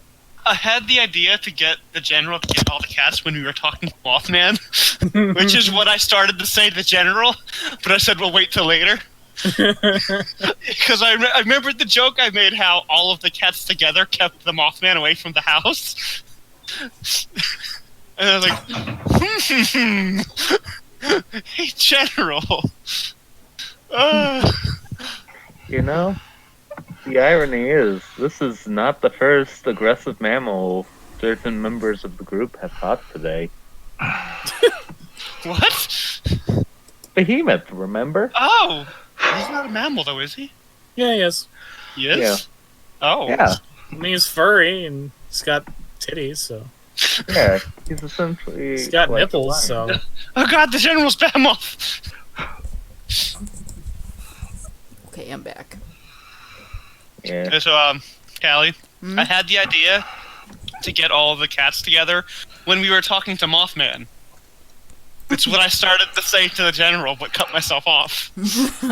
Because we were talking to Mothman, I remembered the joke how all of the cats in the house together kept the Mothman away from Hal. How, like, not even the Mothman would mess with a whole group of cats. I remember that joke and like, wait, can I use this? I'm pretty sure that's actually canon why he hasn't been dragged off by a Bigfoot. It's all of the cats. They're a very badass cat colony. Yeah. We have an immortal cat, a very intelligent cat, and the General. We're 4 sessions in and we're already establishing that wildlife in Melody, even the stuff that's not from other planes of reality, is unusually tough and intelligent. God, I fall in love with the General so hard. It's fun playing him. It's fun just making cat noises and trying to imply emotional responses via that. Oh, the talk back and forth is amazing. Sometimes it's like, yeah, you know, like that. And then sometimes it's just like, what? This is some weird stuff going on, but I love it. Hal isn't even phased because he's seen this happen in his kitchen before, and he's just like, okay, we're just doing that again. Hal is too close to the forest to not be, you know, just kind of used to this shit. So I was having like Hal's partially influenced, like the General and the cats are, by the That might be why he's ley almost line. 7 foot tall. Yeah, and why he's the damsel. So are we saying that Hal might actually be a bit The of a cat cat man? man? He's in the larva stage of Nobody it. has tried to take a picture of him Wait. yet.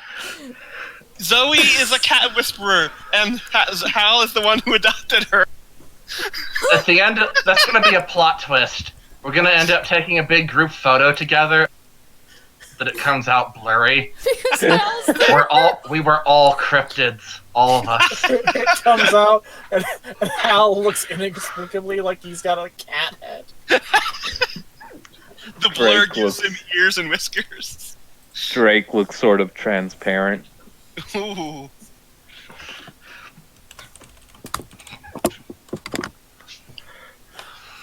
Oh my god. Jesus fucking Christ. He does have the little, like, scarf, though, right? Oh yeah, definitely. Yeah, Aw. I'm trying to figure out like a good mix of like baggy and just like gas mask, because it's just like it's putting a gas mask on a reptile is hard. When I Yeah. say this, I mean it with 100% affection. He looks like Monstera's supportive. Come on, man, you just gotta find yourself. Aw. Alright, I know this very good life coach, and if you want, I can give you his number. Aw. It doesn't matter how many frills you have or don't have. Those are inconsequential things. What matters is your character, which currently is very ill-defined. Yeah. Also, you should have rattle horns. Just saying. Yeah, the Rattlehorns were good luck. That's not a psychological advice. It's just, Yeah, they were a good look. yeah. Shame you didn't do somebody. PT. Yeah. When you do the Zoe doodle, would General be allowed in there, or should I swap someone out for the General? When I do the what? When you do the Zoe sketch? I'm gonna end up drawing the general on my own time, so you don't have to Okay. commission in. I actually meant it from the last minutes of Melody Monsters, but it just isn't coming out right. Okay. So I'm gonna get to him eventually, but it's been giving me some mischief. I am so in love with the General. What has been giving you mischief? The general, design-wise. Okay, do we have time to go on still, or Casey, are you about to leave? I got 15 more minutes. Okay, let's do some stuff in 15 minutes then. Okay. Is okay. Shidro here? Wow. Because Isaac? Casey has Yep. to go pick up her sister in 15 minutes, I'm guessing. Yep. Yeah. So I think we should do an extended break then if Casey has to go pick up her sister. She should be. Okay. So Can I we do think- an interlude for 15 minutes with Mistress Midnight? With Makala? Carla. Yeah. Yeah, are we asking Will to just entertain us for... I mean, for more than 15 minutes, because in 15 minutes you gotta leave, so I gotta entertain you through that. Well, we can do the 15 minutes one, and then Casey Yeah. leaves. Then we all Yeah, we can go entertain on for the- ourselves.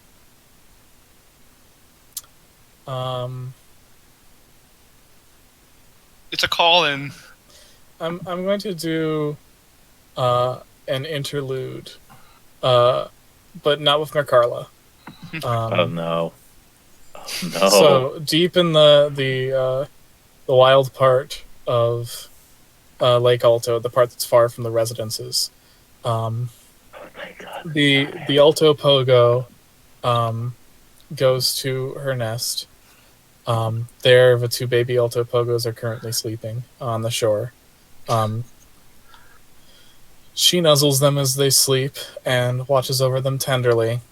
No. But her little horns sort of flicker a second as she hears something very faint, but noticeable in the woods, because when she's around, all the other wildlife tends to quiet down. But there is the noise of something landing on a tree branch, and the Altapogo turns her serpentine neck to see a huddled furry mass sitting atop a tree looking at her with pink eyes. Mhm. Beast of sky, she says. Beast of air, What do you want, beast of sky? Beast of water has produced children. Yes. And did warning come correct? Did humans try to take eggs? Yes. Some humans tried to steal children. Others brought them back. Good, good. And children are okay. There will be no beast of water when you pass on. Yes. I will not leave the lake unprotected. Very good. We need the balance of all things for what is to come. And what is to come, beast of sky? The Mothman smiles, flashing those pearly whites. Avenue. Beautiful music will fill town of melody. And soon, untold possibilities will rise and swell and tear the sky asunder with their light.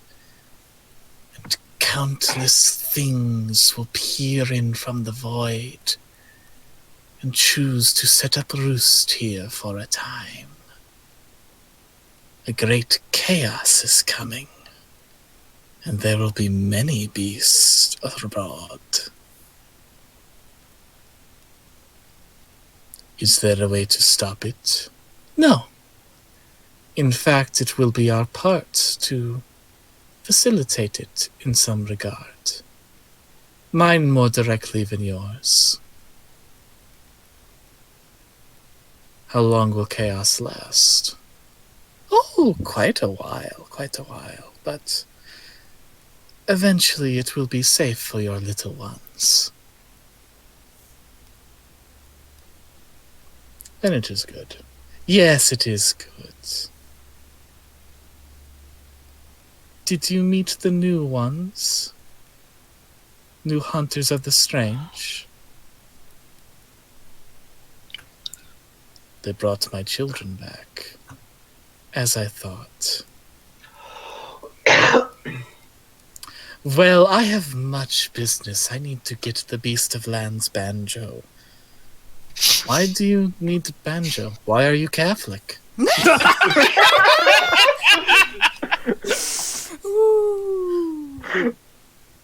I'm not actually Catholic. I have my own. Yeah, you're Catholic. That's you know the Lord's Prayer. It's established. A lapsed Catholic is still a Catholic, a beast of water. PT says, looking at the camera. Alto Pogo just sighs. Go get your banjo. And the Mothman smiles and flies away. She's so annoyed she stopped being Russian. Yeah. Well, that's because the Russian and the German were getting very confusing for me. Fair. Those are hard accents to do at the same time because they're similar but different. It's like trying to do New Zealand and Australian at the same time, or Australian and Cockney for that matter. So you're just throwing in the Professor Pericles skin now, aren't you? Yeah, I decided to lean into the German thing because I love German accents. Me too. Oh my god. So I didn't yeah. need the banjo. That happened. So yeah, if music's going to fill melody, she needs a magical banjo.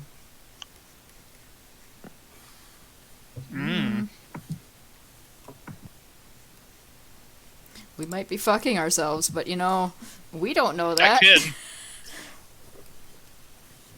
That We don't kid, even though. know. We don't even know if the chaos is necessarily going to be a bad thing. The chaos may not necessarily be preventable either. Oh. Yeah, the Mothman didn't seem to think it was. I mean, you know, spoilers. It's a Monster of the Week campaign. We gotta have reasons for there to be monsters. Yep. gonna get all up in here like the climax of Digimon Cyber Sleuth, giant Oh. gateway to another world, monsters falling from it, getting lost, being like, I mean, you bitch, just- what the fuck? I mean, you could just say the climax to any Digimon season. Yeah, I mean, eventually it fucking spills out into the real world, and you got fucking Myotismon throwing fucking Or bat the whole monsters. digital world in the sky, Yeah, all Hey. like Tamers or Dark Masters. yeah. Hey, listen, the anime didn't have a kaiju-sized dragon just flying around Tokyo, like... Well, Frontier tried, but then they bitched out. Yeah. To be That's fair, I from what I remember of the finale of Tamers, things in the real world did get pretty fucked on a level that even Cyber Sleuth can't compare to. They had a Yeah, giant. Oh yeah. yeah, definitely. You They found had... the Cthulhu blob spreading across the entire fucking planet. Yeah. Oh yeah, definitely. Cyber Sleuth, though, when they get to the real world, that's when that story kicks into fucking gear. Mm-hmm. Like, I should play the original Cyber Sleuth. I only played the second one. Yeah, if you want good, the second one's got better game mechanics, but it suffers from the fact that its story is essentially the Lion King 1/2 without the humor. And much sadder. Yeah, like. Yeah. God. What if we followed some characters who weren't involved in the main plot doing some other shit in the background of the main plot? So they aren't really like involved with the cause of what's happening, but they're there. They're doing stuff. I still want to know what the fuck was up with Arcadimon. Arcadimon? Arcadiamon is I know that part of that comes from the Digimon manga because that's where it originates. And Arcadiamon is like in the manga just a fucking nightmare of a monster. Oh wait, is it that little gremlin thing that Rio partners with for a time? No. In the game, Rio? Or It's in Cyber Sleuth 2. Yeah. Yeah, the one that actually turns into that giant, colossal thing. Yeah. Apparently in like the Cyber Sleuth they released for the Switch, I'm not sure on this, so don't quote me, but apparently you can play like the original with the Mons introduced in the second version. Which really is the best of both worlds. You can have all the great, like the pretty good story of Cyber Sleuth with like the improved mechanics of Cyber Sleuth 2. Because Cyber Sleuth 2 did improve mechanics and brought some new Digimon in, or old Digimon in, I guess, that were pretty damn good. Yeah. God damn, I'm gonna buy Cyber Sleuth again, aren't I? Yes. I'm waiting for it to show up in a resale shop marked down significantly, because I've noticed that with Digimon games, you can generally get them at a fairly low price if you just wait a while. Yeah. Apparently, like, at Christmas, it was on sale on the Switch eShop for like $15 or whatever. Which is a shame. Didn't have money then.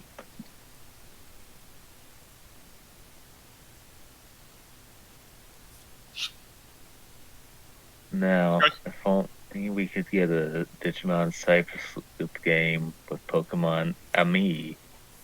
And Pokemon Camp, yes.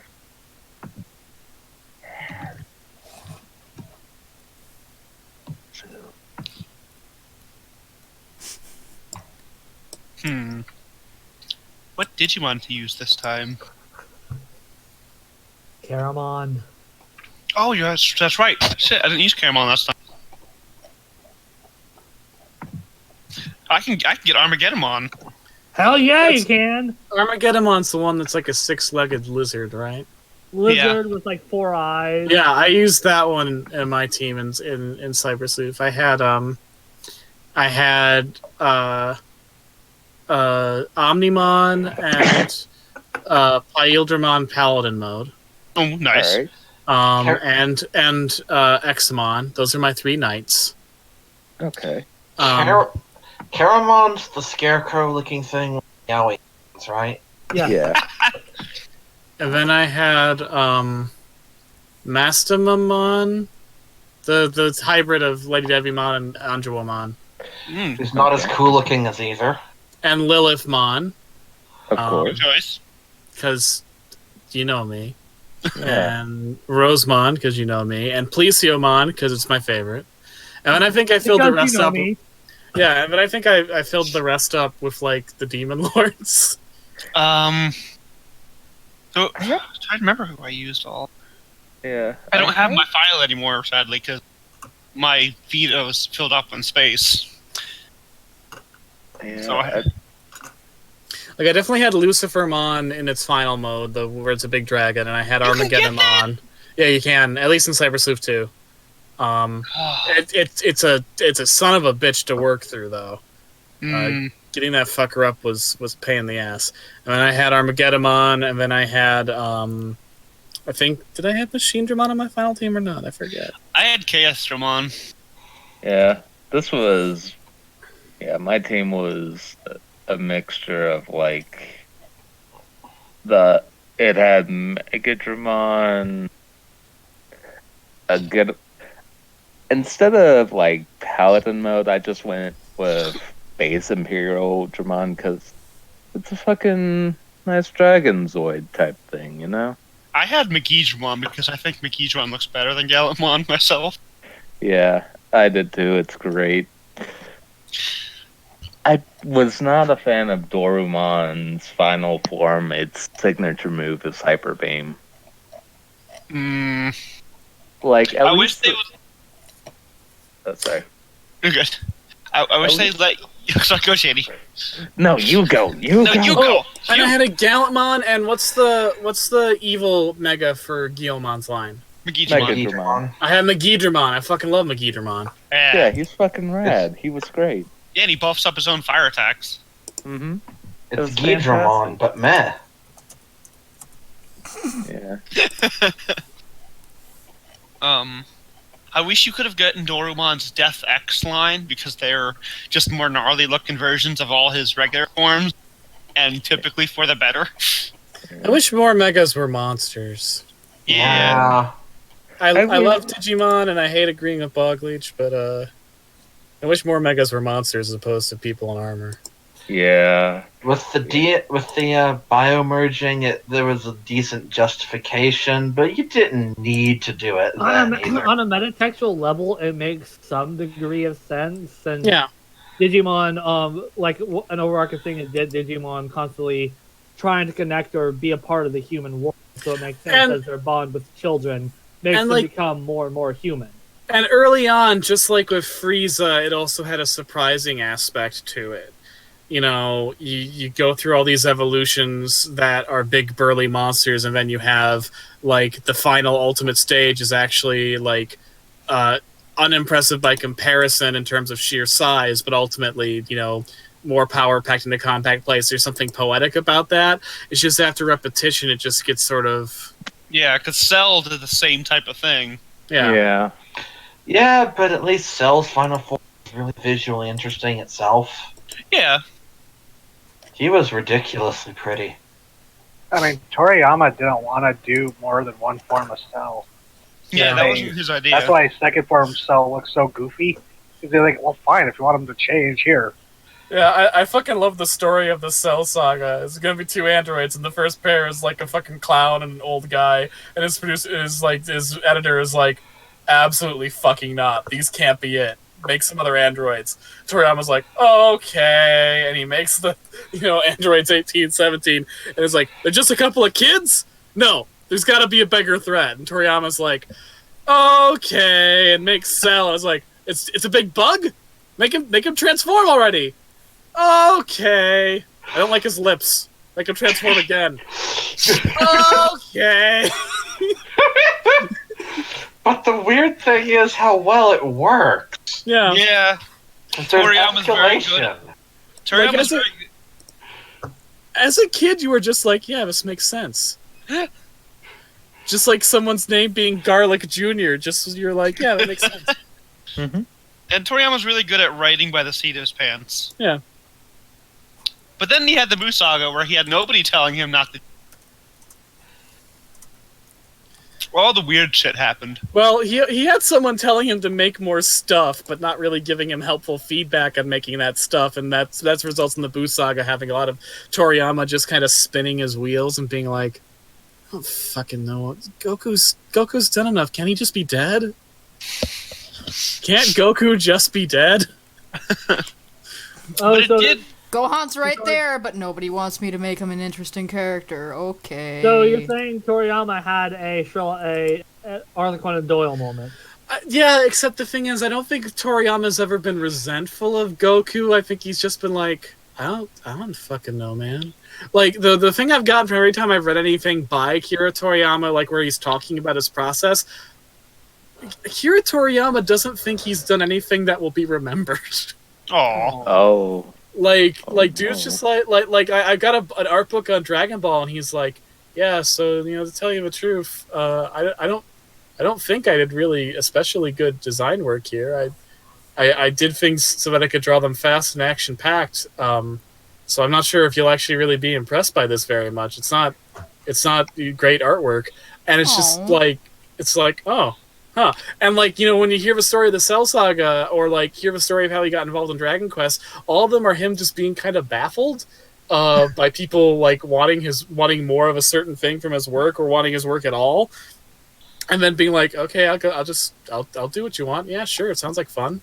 I get an impression that Akira Toriyama is a very naturally humble person. He just does what he does for fun. Yeah. Or he has really severe imposter syndrome. Yeah, I think he also has imposters. I think he's probably a pretty clear candidate for imposter syndrome. And with the Buu Saga and the Cell Saga in both of those cases, when someone was like, "This isn't right, you should do this," he was just like, "Yeah, okay, yeah, you probably know better than I do." Which resulted pretty well in the Cell Saga, but results in a mess with the Buu Saga. Mm-hmm. But to be fair, even his mess, the fusion dance. The Buu Saga was still fun. It was meandering, but I enjoyed a lot of it. Yeah. I was invested all the way. Oh yeah, definitely. Stuff there's some really cool stuff like the fusion dance, and the almost giving Gohan something to do. Yeah, almost. Gohan doing something? That's crazy. Well, That's crazy. actually, in the manga right now, he's doing. He's the one who beat Kefla in the manga. It made Mr. crazy. Satan Well, they tied. compelling. Well, not compelling. Relatable. Mr. Satan was one of the best additions he ever made. Yes, Oh, seriously. he took that jokey character and actually did stuff with him. I still love the idea that the Buu Saga should have ended with Mr. Satan taught Majin Buu that killing people was wrong, and Buu swore to kill no more. Just end it there. We're good. Which is why, I really love the good stuff in the Super era, like the Battle of the Gods movie and Broly, where ultimately it's not about winning the fight anymore. The stakes are different. The end fight in Battle of the Gods isn't really about saving the Earth, because Beerus was never really serious about the threat. It's really about Goku learning from his fight with Beerus, and the philosophical conversation about the nature of seeking power and self-improvement. And then Broly, it's not about can we stop Broly from destroying the world, it's is Broly gonna be okay? Those are our stakes. Is Broly gonna be okay? And he was! Goku's not gonna kill him, right? He almost did! And Frieza got beat up for over an hour. Have fun, Frieza! What? That was one of the best parts. Frieza had so many good moments in the Broly movie. He had, the Broly movie was a better Frieza movie than Resurrection F. Yeah. Oh, seriously. I'm gonna be honest. The motivations for both Dragon Balls. Mm-hmm. Bulma wants to be 5 years younger. Frieza wants to be 5 centimeters taller. I want to find out that Frieza and Bulma are fusion compatible. Vegeta would hate that. He would, though! I would have Yamcha the would love weirdest it. boner. I would enjoy that so much. Yamcha would love it. The idea of Yamcha and Frieza dating, I forgot that meme. I love that comic. The comic of that and the Fighter Z, where Frieza is oddly complimentary to Yamcha. That is so funny. I had no idea there were such sensible handsome creatures among Get it. Needs So goddamn good. Yeah. Dragon Ball. Oh, that's another thing we need to do again is Dragon Ball Z stew. Yeah. Okay, I'll be back in a few. Okay. Fucking bean. Dragon Ball won't stop until we catch 'em all. I have the amnesiac Saiyan that everyone else has to teach how to be a Saiyan. And too bad you got the shittiest Saiyans in the goddamn world. She doesn't know that, though. Oh, Broly, it's so tragic. A spare energy blast has killed your poor father. And like they actually, listen, it's a small detail, but they actually use the anger to trigger the Saiyan instead of just, suddenly, oh look, the kids can turn Super Saiyan. Wait a minute. Paragus, he's never went Super Saiyan before, has he? No. Oh. Boop. Oh, it's such a good fucking Frieza moment. It shows how much of a shit he is, and it's bad. But like at the same time, you don't feel bad for Paragus. Yeah, Oh, yeah. No. You feel bad for Broly, but you don't feel bad for Paragus. Yeah. That You guy feel used bad the for shock Paragus color in on that- his son. Yeah. Fuck that. Well, and that guy was using his son as like a fucking trained Tool. attack dog for his vengeance quest. Yeah. There was the potential for him to have been good, but Now he's in hell. yep. Oh, Paragus is in my hell. Oh, good, good lord. Have fun in Earth's hell, Paragus. I mean, it's not just so bad. I'm just in the little tree. I'm gonna. Oh God, what are they singing? It's a small world after all. Please, let me kill them. They're already Oh, dead. Oh, Paragus, you have to suffer forevermore. Oh, hi, Paragus. I'm Goth, and this is Messi, and we're going to pump you up. And I hope Toriyama tackles Janemba or Cooler next. If he does all the old movie villains. Man, I wonder what he would do for Turles. I want to see Cooler because there's such a good concept there. Yeah. Yeah. Oh yeah. Well, Like if they do a movie for him like they did Super Broly, that'd be amazing. yeah, and like it even would be kind of like good given where Super kind of sets up the new status quo, because like Frieza's not quite the villain he started as, you know? Like, I don't think he's necessarily on the way to a redemption arc, but he's a lighter shade of black than he used to be. Like, he's actually rewarding his minions and shit. Yeah, with So- a lot of money. It would be interesting to explore what made Frieza. What are the family dynamics? We barely see Frieza interact with his dad, and we see a little bit more of it in the Broly movie. So, like, having Cooler, having Frieza's brother come in would allow you to potentially explore, like, And it would be a good follow-up to the Broly movie, too, since the opening is the prequel on... yeah, like, what is Frieza's family dynamic? Like how Cooler could be someone who got spurned, the older sibling that got spurned for his... Prodigal son. his Yeah, little like- stepmother upstart. An idea I saw float around was that Cooler was either kicked out or left the Empire when his little brother was chosen over him. And, like, Frieza goes to get his help to deal with Goku and Vegeta because he can't do it on his own. That or Frieza has to go to Goku and Vegeta for help. Cooler. Because Cooler like, deposed him, took over the Frieza Force. yeah, Cooler's just recently learned that, the Frieza Force was left in disarray for years and has decided to take it back. Oh my god, that would fucking be awesome though, because Frieza would hate it, but he'd have to do it. Yeah. I need your I need your And here's the thing: Goku would be like, "Oh yeah, we'll help you. You helped us in the Tournament of Gods, right?" And Frieza's like, "You don't know. I did. I was doing that for myself. Yeah, you helped us. We'll help you. That's what friends do. Don't you dare." Vegeta just face palming in the background, just. No. I don't know if he would love it or hate it. Is the thing. He would hate it. He would hate it. But does Vegeta hate He would it? hate it, but he would absolutely take the opportunity to rub it in Frieza's face. That's true.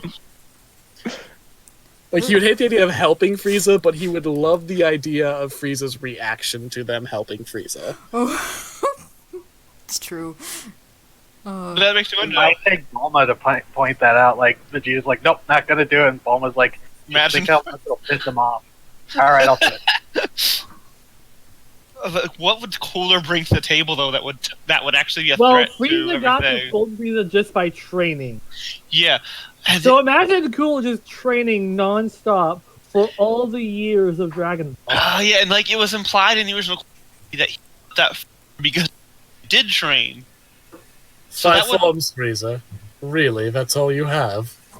What a bitch.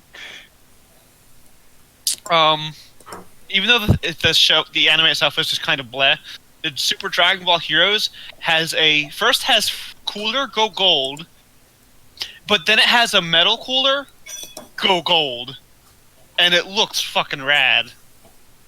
Oh my god. Yeah. And the metal Cooler design is better than the original movies because it's not just, cooler but silver. He actually has like mechanical parts.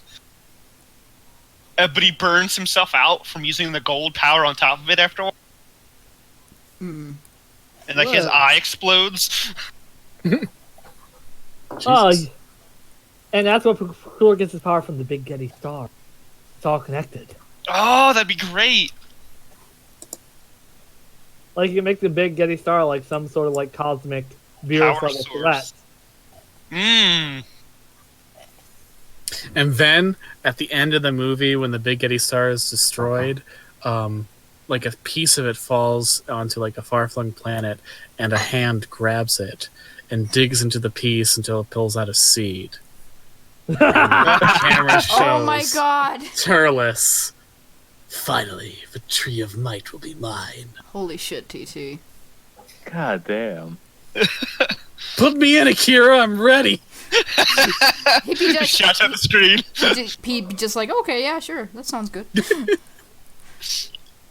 Well, in the original supplementary material for the Tree of Might, the tree actually is related to the gods. Like the Kais, because the Kais are fruit people. They Oh, grow shit. trees. Yeah. That's true. Wait, All the like Kais grew. the Tree of Immortality from Journey to the West? Yeah. Fruit of it. Oh! They become those fruit hatch into Kai. So And he's set- eating god babies? Well, no, it's not that exact tree, but it's related to it. He's eating It's god called- babies. Yes, he's eating god babies. Dear Divine God, Baloo. what a monster. And like the dark counterpart to Goku thing. Well- I don't know how they'd. I think what you're saying is it's not that it's like it's the tangerine tree to the god tree. But yeah, it's a tree that the The gods god tree is have. orange. Gods are oranges, and the tree of might is like a tangerine tree. It doesn't give you a full god, but like it's similar. It's Yeah, a little it sucks- smaller, a little bit more sour, but it's Got and the vitamin it sucks C. the life out of a planet. yeah. And it's also interesting is that in the original stuff, the reason he was doing that was to overthrow Frieza. And those aliens in his team were all races that Frieza screwed over. So like the Broly movie did a really good good way of like showing of how Broly is a foil to both Vegeta and Goku. So I guess Yeah. with Turles, you could try and play that up, like make him like the fourth foil, but I feel it'd be very hard to do that without getting redundant. I mean, And- it was still hard to do that with Broly without getting redundant, but they found a way. So I'm not saying it's impossible, but it would be very difficult. And we also have Goku Black now, who's the evil Goku. Yeah, but like No, Turles it's is a clone of ultimately an Goku evil Black. Kai using Goku's body. Yeah, Yeah, so it didn't quite play the evil Goku thing. Yeah, it was the fact that he looked like Goku was more of a red herring. So like with Turles, maybe it would be fun to have a Saiyan who just kind of sucks. Like Raditz 2.0. Yeah, like what if Turles? Oh, wait, no, is that'd be like, Nappa. I'm thinking like Turles is like. Hey, don't be slandering me like that, okay? Okay, so here's one of my favorite villains in all of serialized fiction. It's Harvey Mudd from Star Trek. You know, in Star Trek, you'll have like episodes where they're facing the Klingons or the Romulans, or like a planet that has Greek gods on it for some reason.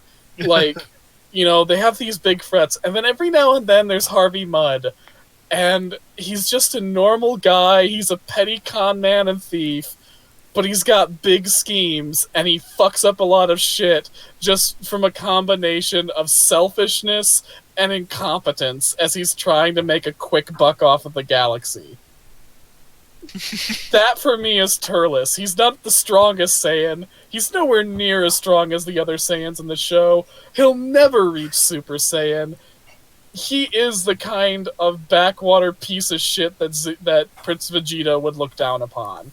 And he uses the Tree of Might to like Frieza, he kind of like Frieza now, he fucks shit up less because of the threat he poses and more because of the fallout of his ill thought out schemes. You know, Frieza wasn't the threat in Broly. Frieza was the one who saw this super powerful behemoth and was like, I'm gonna play a prank on Goku. And that's the plot of Broly. So, like, that's Turles. He's not personally going to be the one menacing the heroes. It's the fallout of whatever his stupid plan of the Tree of Might is that's going to just get out of his control and everyone's, and then they're going to have to scramble to try and fix shit. Wait, what if Turles is the Invader Zim? No, the Tree of Might results in Lord Slug. Yeah, like honestly, I'm thinking of Turles as sort of an Invader Zim type character where, like, it's not that he's super strong or super clever, it's just that he made a scheme that backfires horribly and everyone else is collateral. What if he can control the trees somewhat now? Like, he can just smack people with the branches, be like, yeah, I'm sort of attached to this tree now, but... He plants the Tree of Might hoping to get its magic fruit and doesn't realize that it's going to suck the life out of all life on the planet, himself included, before it's done. Then the threat is the tree. Just really, Broly's, like Turles is a fucking dipshit. And because Earth now has so many super powerful people on it, the tree gets powerful really fast. You know, and you know, to bring in Broly, because we know it's going to happen again. Like near the end, they have to get help because they're all running out of power. And Broly. Mm-hmm. Well, that would mean the true savior would have to be either Yamcha or Mr. Satan or Tien. Oh my god! Because they don't have enough power to be sucked dry. That's all know kind of it's what not fighters. going to be Tien. Yeah, that's kind of what Fighter Z used to explain why all the characters could actually fight each other on a roughly even scale. The stronger characters couldn't control themselves as good as the weaker characters could. I mean, that's a good explanation. If you need to Yeah. have something balance things out. Balance. In Dragon Ball. I do love the filler from Super where Roshi gets possessed and turned into a weapon. He starts attacking Goku, and Goku's like, "Oh, you've been holding back, old man. What?" And Roshi's like actually pushing him back. Yeah, in Super, I think it said that he's never stopped training throughout the whole series. It's like, who's the strongest pure-blooded human, Roshi or Krillin? It's got to be. I wouldn't say Krillin. I Yeah. wouldn't say Krillin. He's Yeah, getting I've always- lower. Yeah, until like 18. Did she still Android, right? Or did she Yeah, get she's like Android, turned back she's into Android. human? Yeah, Oh no, you can't. The dragon. It was beyond the dragon's power to turn her back. that's right. then we The find out the dragon's ant. just like, I don't know how fucking machines work. I'm a magical fucking dragon. I don't know. Listen, you have to get a Namek who knows how this shit works for me to know how it works. So go find a geek Namek and have him make a dragon for you, because I can't do shit. Oh, all the Namekians are dead again, by the way, Oh, damn it! in the manga. This Yeah, is the third time, damn it. the goat man ate them all. It. Goat man! They made this big deal of how all of the Namekians are, well, not all of them, but a whole bunch are fusing together to make the strongest Namekian warrior ever. And then the next page shows the goat guy pushing his hand through his chest. Aw, damn it. They got warped. Yeah. They got warped hard, it sounds They got like. piccoloed. Oh no. They got Piccoloed worse than That's why Piccolo. I guess that's why Piccolo has regeneration, so they can do that nonsense. I mean, I don't think the hole through the chest isn't something regeneration can fix. I blew a hole through his chest. How durable is he? How durable am I? Questions for later. Like, that was like some neat little foreshadowing they added in.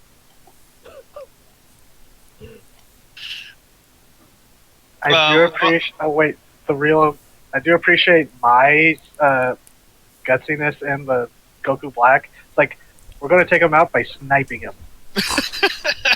She just has to fucking shoot them. And it nearly works. Now I'm just remembering Dragon Ball Stew and Mikorobu, how he went door to door trying to convert people to his father. What? So Miko Robu is a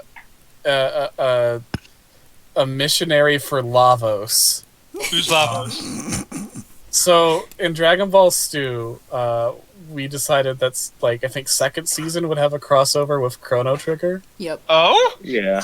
And the reason why is because the big bad of Chrono Trigger is an Eldritch Abomination, an actual Eldritch Abomination named Lavos, who like the whole plot of Chrono Trigger is basically like Lavos falls in the prehistory of this fantasy world, and through its influence causes all sorts of problems throughout the history of this world until eventually ravaging the world so entirely that what's left is a bitter wasteland where life struggles to survive anymore. And our heroes find time portals which allow them to visit all these different time periods of their planet's history to see the effects of Lavos' power and all the things that Lavos causes during its infection of their world. And eventually, through their time travel shenanigans, they figure out a way to stop Lavos and defeat him, ending in a big boss battle against Lavos where they first fight the exterior shell of it and eventually get into the interior, at which point I should mention that Akira Toriyama did the character design for Chrono Trigger. Mm-hmm. Yes. And one of the inner forms of Lavos looks suspiciously like First Form Cell. Oh. You know, an accident, because the hero of Chrono Trigger also looks suspiciously like Goku. Akira Toriyama has certain style things that recur. You know, there's a boss called Black Tyranno who's very similar to the Pauzusaurus that appears in Dragon Ball, for example. So, like, you know, it's clearly a style thing, but still, Lavos looks like Cell. And Lavos is a time traveler who can hop, like, into different time streams. Lavos looks like Cell and is a time-traveling existential threat, like Cell. Huh. That's weirdly... So what if... And, like, you know, not that I want to acknowledge Chrono Cross because I hate it. I hate what it did to the canon of Chrono Trigger, but in Chrono Cross we find out more about Lavos, and we find that when Lavos dies in one timeline, its consciousness travels to a timeline where it won instead. And Lavos just replicates in timelines over and over again, destroying multiple universes and consuming their essence to continue its parasitic encroachment throughout worlds. What an asshole. Which is pretty horrifying. So it's absorbing life forces of entire universes like a sort of life-eating parasite that time travels. Yeah, like Cell. Yeah. Holy So... Season 2 of Dragon Ball Stew would be like you know, like, the Dragon Ball universe is now facing a Cell who has conquered countless universes, absorbed gods, and is now returning to this universe to try and defeat Goku and pals once and for all, but he traveled a little too far to the outskirts and ends up in the DB Su part of the galaxy. Which is why our heroes meet Maikurobu, who is essentially like a really advanced Cell Junior that looks like First Form Cell, if First Form Cell was also like a Mormon missionary and also like a space bishop. No! He has a very pointy hat. Yeah, he's got a very pointy God. Cell crown. His name is Maikurobu because it's, it's like a lot of Dragon Ball characters' names are sort of Japanese-style pronunciations of words in different languages. So I figured, what would be something in the Cell family? What would go with the theme naming there? And I was like, oh, microbe. Mitochondria. Microbe. Like, it's because microbes are like, single cell beings. So Powerhouse of the Cell. But I've noticed when the Japanese adapt to words that have things like R's right next to other consonants, they tend to put a vowel in there. Like the English word dragon is pronounced in Japan doragon. Yeah, because that's how the Japanese language structure. Yeah, they don't have a single hard consonant letter. So instead of microbe, they would say maikurobu. Ah. Or instead of beef stroganoff, it would be Bifu Suturoganofu. As a famous song once taught us. So Cell's main missionary who spreads the word of Lavos and why everyone should submit and allow the World Eater to destroy them is Maikurobu, who's a pretty swell guy other than the fact that he's, trying to get people to allow his dad to eat them. Oh my god! Yeah. And, Lavos would attack him, and we'd find out that Lavos was actually a version of Cell that won. And then, after destroying, the entire galaxy of Dragon Ball, was sort of like, well, now what? This sucks. So he went to another timeline, and ate them, and went to another timeline, and ate them, and, he's absorbing gods, and soon entire universes worth of living beings, and now he's back. After Those look like Cell. Yeah, after a bunch of kids, time traveling kids kicked his ass. He ran into the Chrono Trigger kids and got his ass kicked. Yeah. That's Hey, kind of Trunks, we have to teach you this lesson, old man. I was gonna say that's kind of funny because like when I was a kid watching the Cell Saga as it was coming on Toonami, I had the idea. It's like, what if there was a Cell Junior that survived and was like trained by Roshi to be good and becomes like one of the Z fighters later on, kind of like the Piccolo. Like, this started as me wanting to have, like, because, Dragon Ball Stew, we had good Saiyans and good Friezas. I mean, for a quantity of good. I thought I really wanted a good Cell, but I was trying to think of a way to justify it when Cell is, I'm back. extinct. And then I was like, oh, Welcome wait back. a minute. We can do something else that's fan-wanky for me. We can make Chrono Trigger part of Dragon Ball canon. I'm surprised that Xenoverse game didn't add a Cell race. Since Yeah, they had all the those other closest- ones the that were all closest you about have are some- alternate timelines. Are some Cell-E options for the Frieza race. But anyway, we've got everyone back now. Yeah, real quick, TT, before we start, see that thing Shay just posted? Yeah? You should watch that. There's a I whole have. playlist of it. Oh, I okay. have. Alright, Yeah. good. They're rad. Yeah, I like Masako X. Okay. Yeah. So, you guys are at the shore of Lake Alto from Kaiko's house. Celia was playing the flute. All right. Celia plays the flute. And for a couple of minutes, nothing happens. And just when you think maybe this was kind of insane, you see a ripple in the water, and eventually, the long neck of the Alto Pogo emerges like a few dozen feet away from the shore. Kind of holds up her finger, drops it. backs off, Hello. looking at Celia. Celia, how did you do that?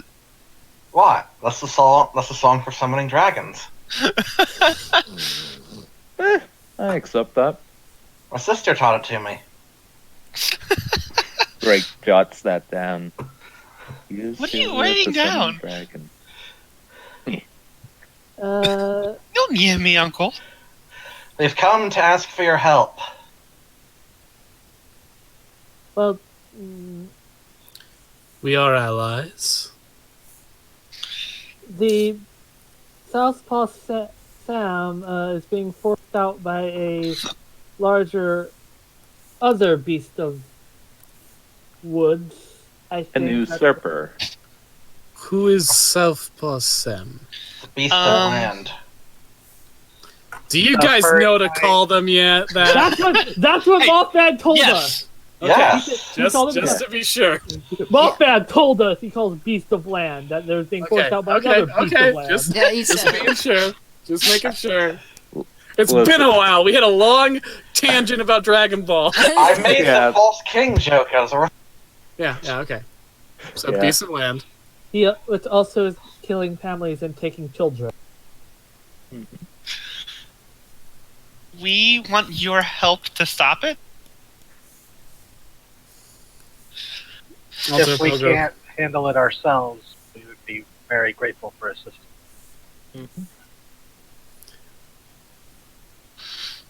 I can try. I'm not very good fighting far from shore. Oh, Well, we're gonna drag him to you. Yeah. If you get him close to water's edge, I can try and fight him. Well, you're not going to be alone either. I'm going to make a trap here, and my gang of beasts, I guess, We're gonna set cats on him. that. Mhm.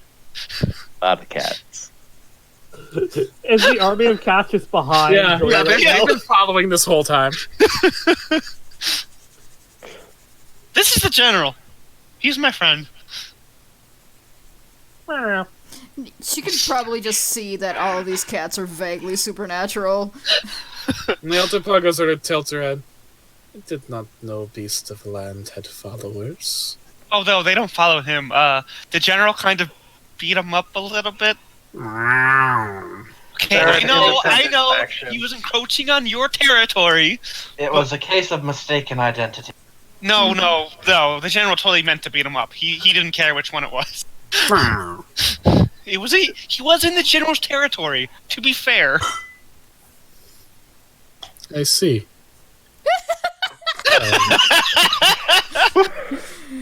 Oh, fuck. I will make sure not to hurt cats. Good. Also, maybe we could get Southpaw's help. Well, that's what I had the gift basket for. You can try. Beast of Land has not fought in many years. Is there anything you could tell us about him? You seem to know more about him than we do. We do not talk often. Beast of Land is lonely. Oh. Shy? Yes? I said shy. I thought he said guys. Shy, but lonesome. Aw. Aw. We need to make friends with him. He does not prefer to enforce rules of land. Prefers to nurse than to fight. That's fair. But What are the sometimes rules? What are the rules of land? They are his to make.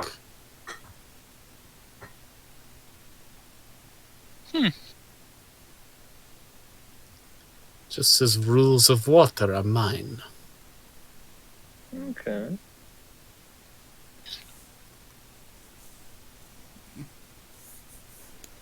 So you'll help us? Yes. You bring it to water's edge, I will help you. Alright, Oh, so now to Should we make make... peace with... Does Um, he understand our... does he understand our speak? I don't know. I've never spoken to him in human tongues. Oh. Makes sense that you'd have more than one tongue. Linguistically speaking? Alto Pogo nods. All we can do is try then. Mm-hmm. And Worst if case, anything, we can try to trades, you know? okay, well, someone needs to go to get into Southpaw Sam, and someone needs to go get the other one. No, we're going together to Southpaw Sam, and then we do the lure out. We don't split up. Yes, because ape, big, angry, Time! Essence! angry, Banjo! ape, angry, arm, jaw, The Mothman Blood. said protecting the child. Look. Yeah, but I'm still not sure if I entirely trust the Mothman. Listen, we can spend time He debating really- later. Let's move. If he really wants that banjo, he's going to do all he can to get it. You're right. Well, Goddamn banjo. I- Also, wait. Do you know anything about his instrument? And the Alto Pogo kind of gives you sort of like a "what the fuck are you talking about?" look. Yeah, that makes sense. Instrument? The banjo. Banjo? The thing that makes music. The thing he carries Oh. around. Voice? You mean voice? No, it's like this. She holds up the, but completely different. Yeah, Hal has a banjo from the farmhouse because that's what we went to go get. Taiko has a replica. So we both hold it up and show her. I have not seen those before. Ah. Well, Beast of Land has one.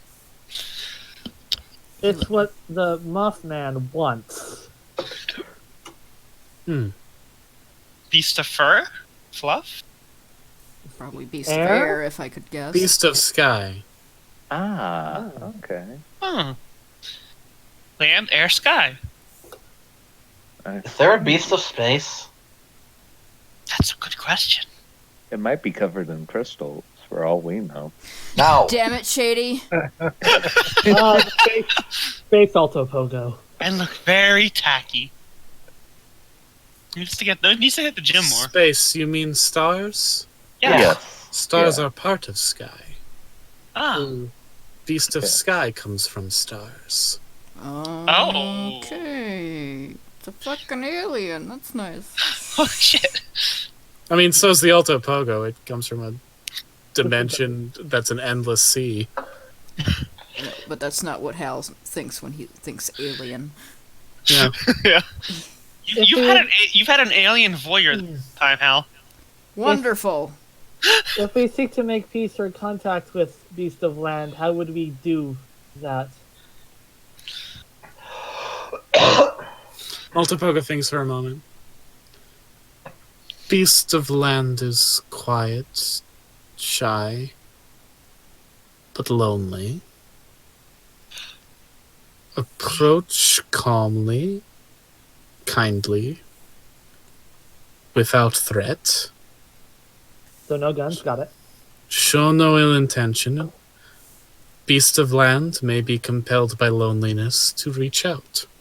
Aww. Aww. Well, You're making me feel real bad about this. yeah. Can we trust Beast of Sky? No. Ow. Beast of Oh. Sky keeps promises, but Beast of Sky always asks for steep price. Yeah. He wants the Beast of Land's banjo.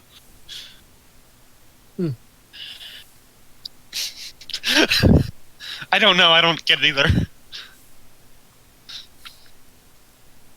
So, I guess we go to the Southpaw Sam now? Onwards to the woods. All right, you guys going? Yep. Yes. Thank you very much for your help. You gonna make You your know, the trap pro- here before you leave? Zoe? Dozabogo nods and hides beneath the lake. Although if you watch closely, you can see her little nubby horns sticking out just a little bit, and her eyes are watching the surface. She's doing the crocodile thing. Ooh, nice. Nice. All right. Okay. What would Kaiko have to roll to figure out? As we're going to go south, how do we lure out a hostile Bigfoot? What would I roll for that? Oh, that's a good question. Since Kaiko would have the background to know this kind of shit. Especially with all the investigation we did earlier. Let me check on what Rita. I'm gonna check on what certain things do. What do you gotta do to set up your trap, Zoe? While I read up on this. Okay. Can I get help with the trap? Anyone gonna help with setting up the trap? Kaiko would. That's what Kaiko's Yeah, rolling, I so would. she can figure out what to use as the bait. Okay. Would Isaac know what from his previous ape hunts what it would work? Yeah, probably. You'd probably have some idea. What would that give me plus wise? I think every I don't know. I haven't read the trap making thing. What does it say? Oh, it doesn't say anything about getting help from other people. Okay, so then I happen to just scroll across help out. When you help another hunter with a move they are making, on a 10+, your help grants them +1 to their roll. On a 7 and 9, it grants them a +1 to their roll, but you also expose yourself to trouble or danger. On a failure, you expose yourself to trouble or danger without helping. So I would roll plus cool then if I'm helping out? Mm-hmm.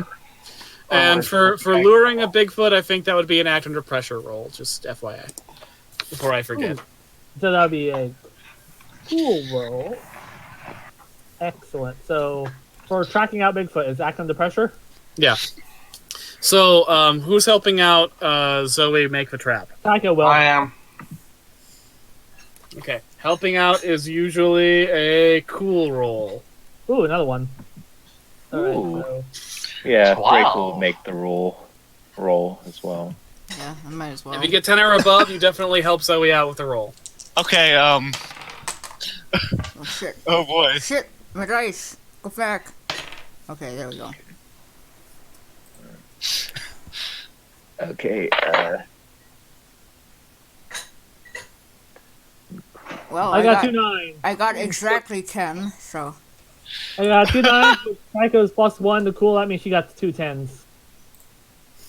Neat beans. God damn, guys. Act under pressure and Hey, low love. Okay, Oh.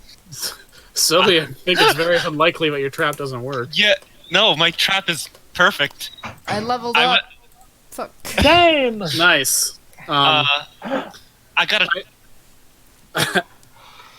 I'm gonna say because everyone else helped out so much, Isaac, we're gonna bump up your score to a 10 just because. Jesus. Yeah, you guys gave me like a 13, and that's technically not possible. Yeah. That's above. Yeah, we're So- gonna say. I rolled Yeah, 2 3s. yeah, you're fine. So, you're not gonna incur any penalties because you guys worked really well to build this trap. Yeah. For the extra pressure roll, Zoe with a. Or Kaiko with a 10. Do we want to lure it out right now, though? No, we're setting it up. Oh, Yeah. oh okay. Setting it up, then we're going to Southpaw Sam.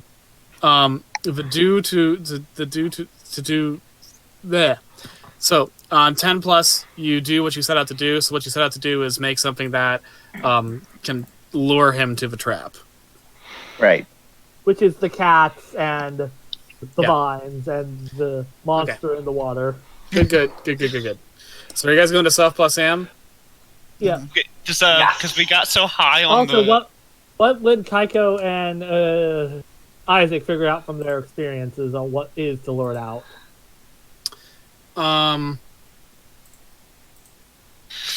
Probably the sound of a human in distress, given that it's preying on humans.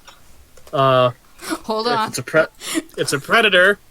that's preying on humans. If you make the sound of a human that is easy prey, that will lure the predator. Hold How on. is the bait? Hold on. Look at what I just got. Look at what I just got. From leveling up. What did you get? Panic button. When you need to escape, name the route you try and roll plus sharp. On a 10 plus, you're out of danger, no problem. On a 7 and 9, you can go or stay, but if you go, it's going to cost you. On a miss, I'm caught halfway out. So is Hal using that now to escape from being nominated? No, he's He's gonna be the bait. he's going to volunteer to be the bait.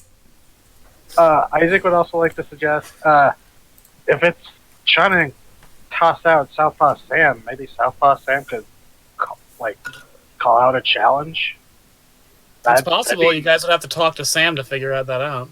Yeah. Tycho looks over her shoulder to see Celia holding up blonde hair dye. Tycho. Just in case. What? Don't worry.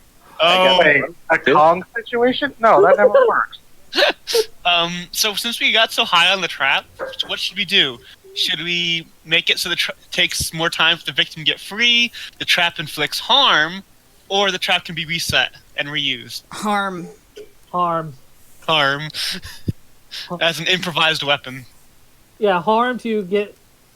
Imagine it would be like a vine trap that will ensnare him and get him then get beat up by the cats and then roll to the lake. Yeah, something to trip it up and get tangled in the legs would be useful. So basically, to put it in perspective, imagine it's a mixture of like the Trooper and Gajalaka traps. Oh, there's a bear trap in there. Big fan of bear trap. Ooh boy. I took this from the stockpile we stole. Air quotes, liberated. I think it was, what's his name? Cabbage. The hunter guys. I think it was Cabbages. Oh, hey, I also got a Yeah, it says right there engraved, property of Cabbage. yeah, I also... Oh, that reminds me. Cabbage also had a musical instrument this time. I'm gonna give that to Southpaw Sam, too. And What kind was it? It was a modern country guitar. Oh. Like one of those. It tries to be all archaic and western to get those good old country values. It's actually an overpriced piece of shit. Well, it's not a piece of shit, just it's overpriced. Cool. Let's go get Southpaw Sam. It's the kind of thing that Bo Burnham was singing about pandering. But yeah, Hal will volunteer to be bait because he's probably going to get away. So, off to Southpaw? Off to Southpaw we go. Off to you, have the wonderful Southpaw Sam. Oh my god, Scott, that's amazing. Okay, so you tromp through the woods. That's really cute. You tromp through the woods, and eventually, after about an hour of hiking, you find where Mothman marked on the map Southpaw Sam's den. Right. The first immediate thing noticeable about it is that it's hidden by a lot of bushes and trees, but once you get past them, you find two broken old sedans. I knew it! And a bunch of other human refuse, there's tattered mildewy sleeping bags, thrown out umbrellas, a lot of trash that's been made into furniture or just sort of put on display like it's an artifact. And the windows of the sedans have been broken out, and when you start tromping through the camp, eventually you notice movement in one of the sedans, and it's a small little boy looking out. Oh. Gasp. By the way, CT, Isaac would have been looking at his Sasquatch radar. Sorry, what was that, Isaac? He would have been watching the Sasquatch radar. Yeah, Southpaw Sam's close, but he's not at the campsite. Okay. Or his campsite, rather. It's not at his den. Hey there, little boy. How are you, buddy? And the little boy looks at you and then looks in like a direction and points in that direction of the woods. Is that where the hair fuzzy man went? And the kid nods. Did he save you? The kid looks at you like he has no idea what the fuck you would mean by that, because he's in a garbage pit. He was taken there by an ape man. Oh, Do you see another angrier looking ape? And the kid mouse. Is Listen. that my car? No, your car was in a ditch. Kaiko presents the Southpaw Sam big gift basket just somewhere elsewhere. And the kid mouse. Why do you have a banjo? All will be explained. Don't worry. No, it We're won't. gonna get. No, it won't. Someone. Listen, I'm The trying to give this kid comfort. He's in a dump. Okay. We should try and get the kid out of here. Yes, get kid out of here, and then What if we miss Southpaw Sam? some. Isaac, Southpaw Sam is close. Hold on, everyone quiet. And I think I heard them. Wait, play a chord. Kaiko plays a little bit of a chord and presents the gift basket with the plus Southpaw Sam and the jerky and all the other Bigfoot. Bigfoot likes this stuff. Okay, guys, all the cats, act not threatening. I imagine the cats are back of the trap. Cats Oh, are yeah. back in the trap. Because, And then Southpaw Sam probably has slowly cat-related trauma. you hear now. the sound of like a banjo playing, like a fun, sweet, sort of jaunty country tune, and it's distant at first, but it comes closer and closer until eventually, emerging out from the underbrush, is an 8-foot-tall ape man playing a banjo and looking pretty happy till he looks up and sees all.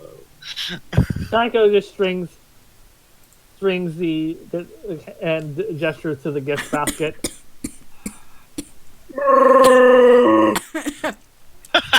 Dear God, the Cowboys were right. Kelly, are you okay? no. We come to help. Can We're Alright, Kaiko's gonna pull out a pictogram drawing of first the evil Bigfoot, who, this is right. And he's pointing at himself like, no, that's not what I am. No, the other one. get the picture. The other No, one. no, this is you. Kaiko points to the plushie. And That's he looks at you and he looks at the thing like he wants to pick it up, but he's not sure he can't. Kaiko nods. And he picks up the plushie and he sort of inspects it. Like, have you ever seen a gorilla or another ape at the zoo sort of inspecting an object? Yeah. Where they're simultaneously kind of clumsy but delicate, like, Aww. And he's clearly kind of like amused by the little toy banjo it has. Aww. Aww.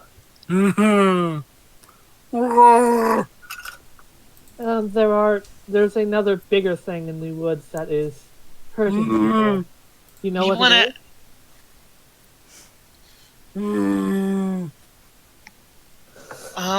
We want. we want to get that thing out of here. You know what Beast of Sky is? And there's sort of a dawning recognition in Southpaw Sam's face. And he picks up a stick and draws a crude drawing of the Mothman. Oh. Oh, Yeah. Oh. Do you Yeah. we're trying to get this. Is this the kid that's missing, by the way? That's the missing kid, yeah. Okay. Does It's that mean there's strange a that the second missing kid? kid is here and the Mothman isn't. Well, remember how the entrepreneur's stand was, Oh, No! He took the entrepreneur! Fucking Nanako us again, you bastard!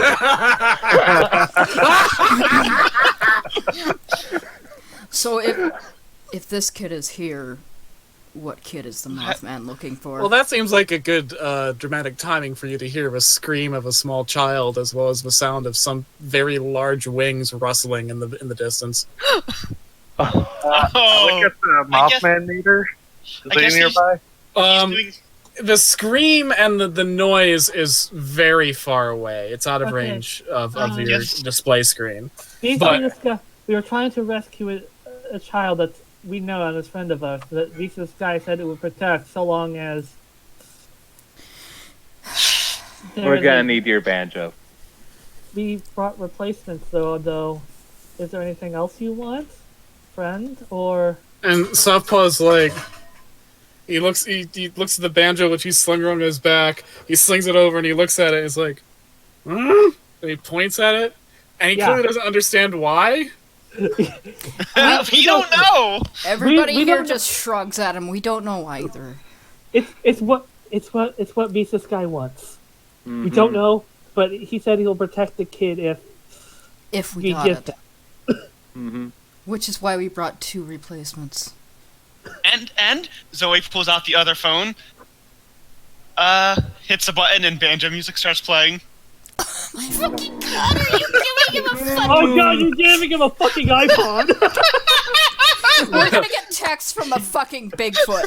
He claps, and then he picks up one of the replacement banjos you guys offered, and he strums a little bit, and he strums it some more, and he begins playing it, and he plays a pretty good tune. He's like, and he takes the banjo off his back, and he gives it to you. Oh, Aw! Oh wow. Thank you. you are an absolute sweetheart. By the way, can you speak like us? Or eh. Well, I Easy tried. come, easy go. Also, you're lonely, right? We can visit you. He can visit me. I live in the woods. Yeah, we live in the woods. We will tell the cats to not hurt you. My I'm house sorry. Yeah, no cats. The cats will My not do house- anything. My house is pretty close to the woods too, with all the bunkers. I could leave you stuff in there. He's sort of like, he kind of goes to hug you, but then stops and realizes he's kind of a big monstery man. Psycho. Hal has holds out the his arms too. same instead of Psycho. Okay, you guys group hug with the Southpaw Sam. Oh. Now, And the little kid comes out of the car and is like, Yeah, don't ask questions, kid. It will only cause more questions. Scenario. Also, we know the Altopogo's Catholic. what? You're going to shatter this kid's worldview. Oh yeah, also the Mothman's real and probably every other mystery in this town. What? I mean, look, Oh, kid, your sister's alright, by the way. Oh my god, she's okay? yes. Yes. Yes. She's with Yeah, the she's police safe with right the cop. now. I mean, she's a little frightened, but you know, physically she's okay. She'll be very happy to see you. Yeah. But now another kid's missing. We think it's his friend. Billy I mean- Jeevers? The entrepreneur? Oh, yeah. I mean, yeah, we do a sale, but Billy's okay. Yeah. Yeah, Billy's fine. From my knowledge. Southpaw, Sam, this might be a little trickier, but would you be able to help us? Beast of the beast of the water also says she'll have to get rid of the mean one. Softball Sam is clearly distraught, but ultimately he nods in the sense that yes, he will help. And Sam? Zoe offers her bat. It might be a little small for you, but you could probably swing it harder than I can. He holds it like it's a very precious thing. Aww. Ah, yes. Bigfoot learns how to. I think Okay. I've seen this movie, Bigfoot Learns Baseball. It's almost 11 p.m. How much longer do we got in us, gang? I'm good. I'm good to go until Oh my. 11 here, so... It's like a whole other hour. Yeah. Oh, All right, let's keep going. So Yeah. you have achieved. What are you gonna do about the kid in the car? Someone should take the kid and bring him to the police. I'll do that. Yeah, I'll Well, come as well. we'll make the exchange with Mothman to get the other kid. Mm-hmm.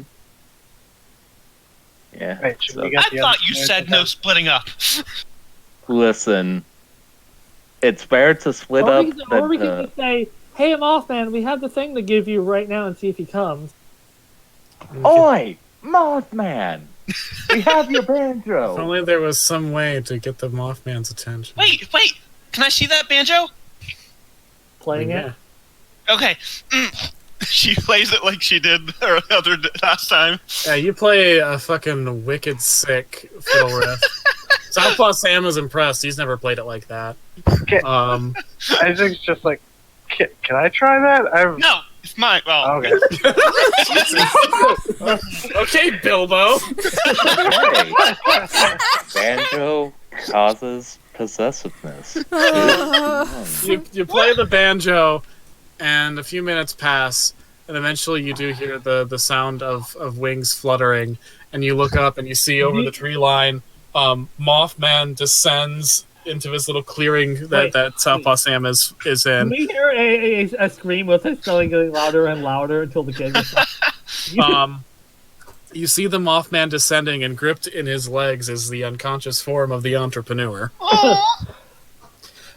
You also see that one of the Mothman's eyes is closed and bleeding. Oh, damn. Shit. And as the Mothman gets closer to the ground, there are a number of scratch marks on it. It tenderly sets the child down before hopping onto the ground over it. Run into some trouble?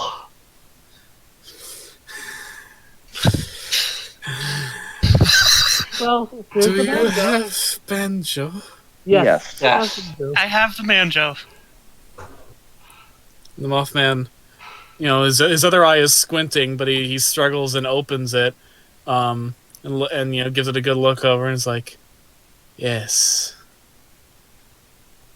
So, can I ask why you want the banjo? And the Mothman, sort of awkwardly, because its wings are just like sheets of skin and muscle, cradles the banjo in its wings. And the Mothman smiles. I'm going to make music. Aww. And it hops up while spreading its wings, thus dropping the banjo, but quickly grabs it in its legs before soaring off into the sky. So, Oh. I imagine Damn. Nasty Bigfoot is coming this way, Hal says as it's flying away. Yeah, we should probably get these kids to safety. Yeah, let's get to the trap. Let's get to the trap. Come on, Hal. Let's go. He scoops up 2 kids under his arms and just fucking books it. Yeah, Drake follows after him. Tally-ho! Okay. Isaac just looks after the Mothman, disappointed. Why disappointed? He was literally just about to ask. It's like, do you want me to take a look at those wounds? Oh. He wanted to get some DNA samples. Wow. Oh my god. Mothman knew. He was just like, nah, fuck you. Mothman doesn't like revealing weakness. Okay, so I headed am back to the trap. running with 2 children under my arms. I'm getting How out of are here. you? How are you carrying them like that? She's Awesome, almost awesome, 7 awesome. foot tall. Isaac's watching the Sasquatch meter radar to see if there's another one getting close besides Southpaw Sam. Yeah, there's one getting close. Come on, Sam, this way. Sam is running with you guys. Okay. Like, and he's holding the bat. He's got both of his new banjos slung over his Aw. back. Is Isaac's car nearby? Because I assume we drove closer to Southpaw I Sam. mean, you probably drove as close as you could get, but this is fairly deep in the woods. There aren't a lot of like driving trails. Since we're Like being- Southpaw Sam tries to avoid human habitation, so while he sometimes wanders into campgrounds, he generally avoids like roads. So I'm trying to think what's the right move to make here. Act under pressure or read about. Oh no, I'm trying to think what's the right move for me to make here. Oh. Okay. You guys are running. We're in trouble. We're in danger. You guys are running through the woods. You know, Southpaw Sam is behind you. And eventually you do hear something just burst out from a clearing. There's, the sound of like, branches and sticks being like, tossed aside. I'm getting a heavy exist spot. And a vast hairy form emerges from the underbrush and socks Sam right in the face. Holy Oh. shit! Yeah, I'm getting exist vibes. You guys whirl around and you see the other Sasquatch, which is like a good foot taller than Sam and a shitload a lot more muscular. Tower over Sam, who like fucking fell with that punch. Like Sam just like immediately is just splayed out on the ground. Sam looks up and sort of shields his face with one arm as the other Sasquatch, which looks very similar to him in anatomy but far more brutal. Does sort of the Kong thing, pounds its chest, Right, how throws would its I- arms back and roars, and then lunges to basically strike Sam again. Which means you guys have some options. Read about situation. Okay. Would Sam I technically think- count as an ally right now? Yes, Sam would definitely count as an ally right now. I Sweet. think you guys have a lot of different stuff you can do. I'm Yeah, gonna let you figure that out. Sweet. Hal is going to put the kids down and tell them to keep running towards the lake, and then he's going to pull out his axe and he's going to use the power of heart. When fighting a monster, if you help someone, don't roll cool. I automatically help since you hit the 10. So I'm going to run over there and tackle the fucking nasty goddamn monster away from Sam. Can I would- Drake roll to help out as well? Since Yes. he has I'm a hitting knife? this bitch I'm- with a fucking axe. Yeah, I think- Drake. Kaiko's gonna read a bad situation. Which Okay, is, Drake wants to help out. Kaiko's reading a bad situation. Fucking Hal of all people attacking with an axe. Yeah, Isaac, what are you doing? I'm trying to use leave no one behind to help Southpaw Sam get out of there. Okay. And Wait, was the Slamming general this with me, or did he stay behind with the other cats? The other cats are all waiting at the trap you set for this fucker. how far away is the trap from us? I mean, it was an hour's jog away to Sam, and you guys are technically moving back towards the thing, so I'm guessing like about a 70 minute like hike if you're going calmly. I think if you run, you could make it in significantly less time, but you have 2 children in tow. Yeah, I told them to keep running, so... yeah. Yeah, towards the lake. And children I'm gonna- can book it. Question: what would I have to roll to kneecap the Bigfoot with a gun? Kick some ass. Anyways, we got a bunch of rolls so far. What do we got here? Hal is Okay. running directly towards him with an axe to smack him away from Southpaw Sam. And Kaiko is reading a bad situation to figure out what's the best way of protecting the. What are our rolls here? Oh, Yeah, I Drake- automatically help. Oh, Yeah, okay. and Drake rolled 8 to bring out his knife and also stab if Tiger rolled a 12 to read a bad situation. Okay, Which is- so Drake, you're helping out. Are you helping out if you're attacking? You're doing kick some ass. If you're helping someone like get out of a jam, you're doing help out. I'm doing some kick some ass.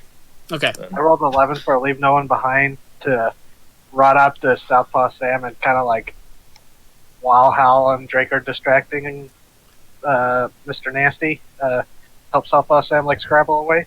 Okay. Hal, you definitely you do. How much harm does your axe do? It does 3 harm, and it's messy. If that does anything for you. Damn. Okay, so you did 3 harm to fucking Gyra Sasquatch. So you fucking hit it with an axe and like like as it's preparing to strike Sam, you just land a really good blow on the arm that it was reeling back for another punch, and it fucking howls. It's like. And it just wheels around and sees you, and its eyes are just like fucking fury. Drake, you gotta get out a knife. On a 7 or more, you inflict harm. Whatever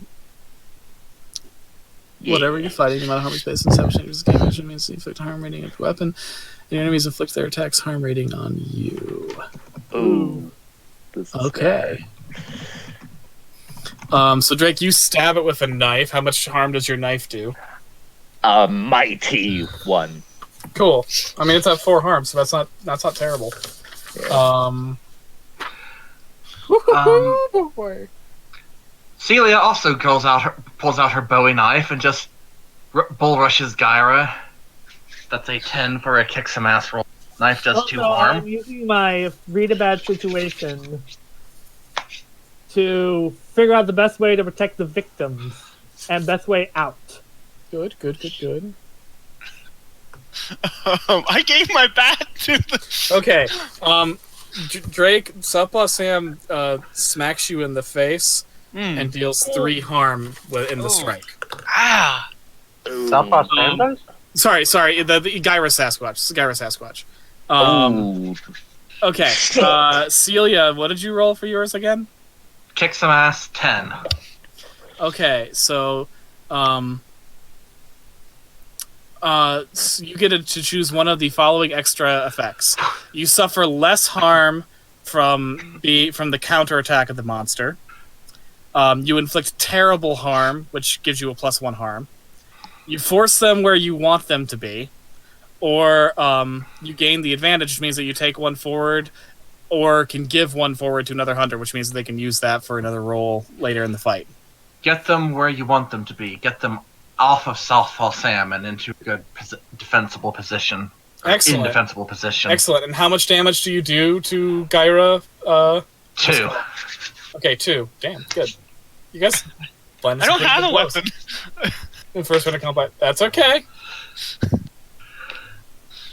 And he swats at you and hits you for 3 harm in the process.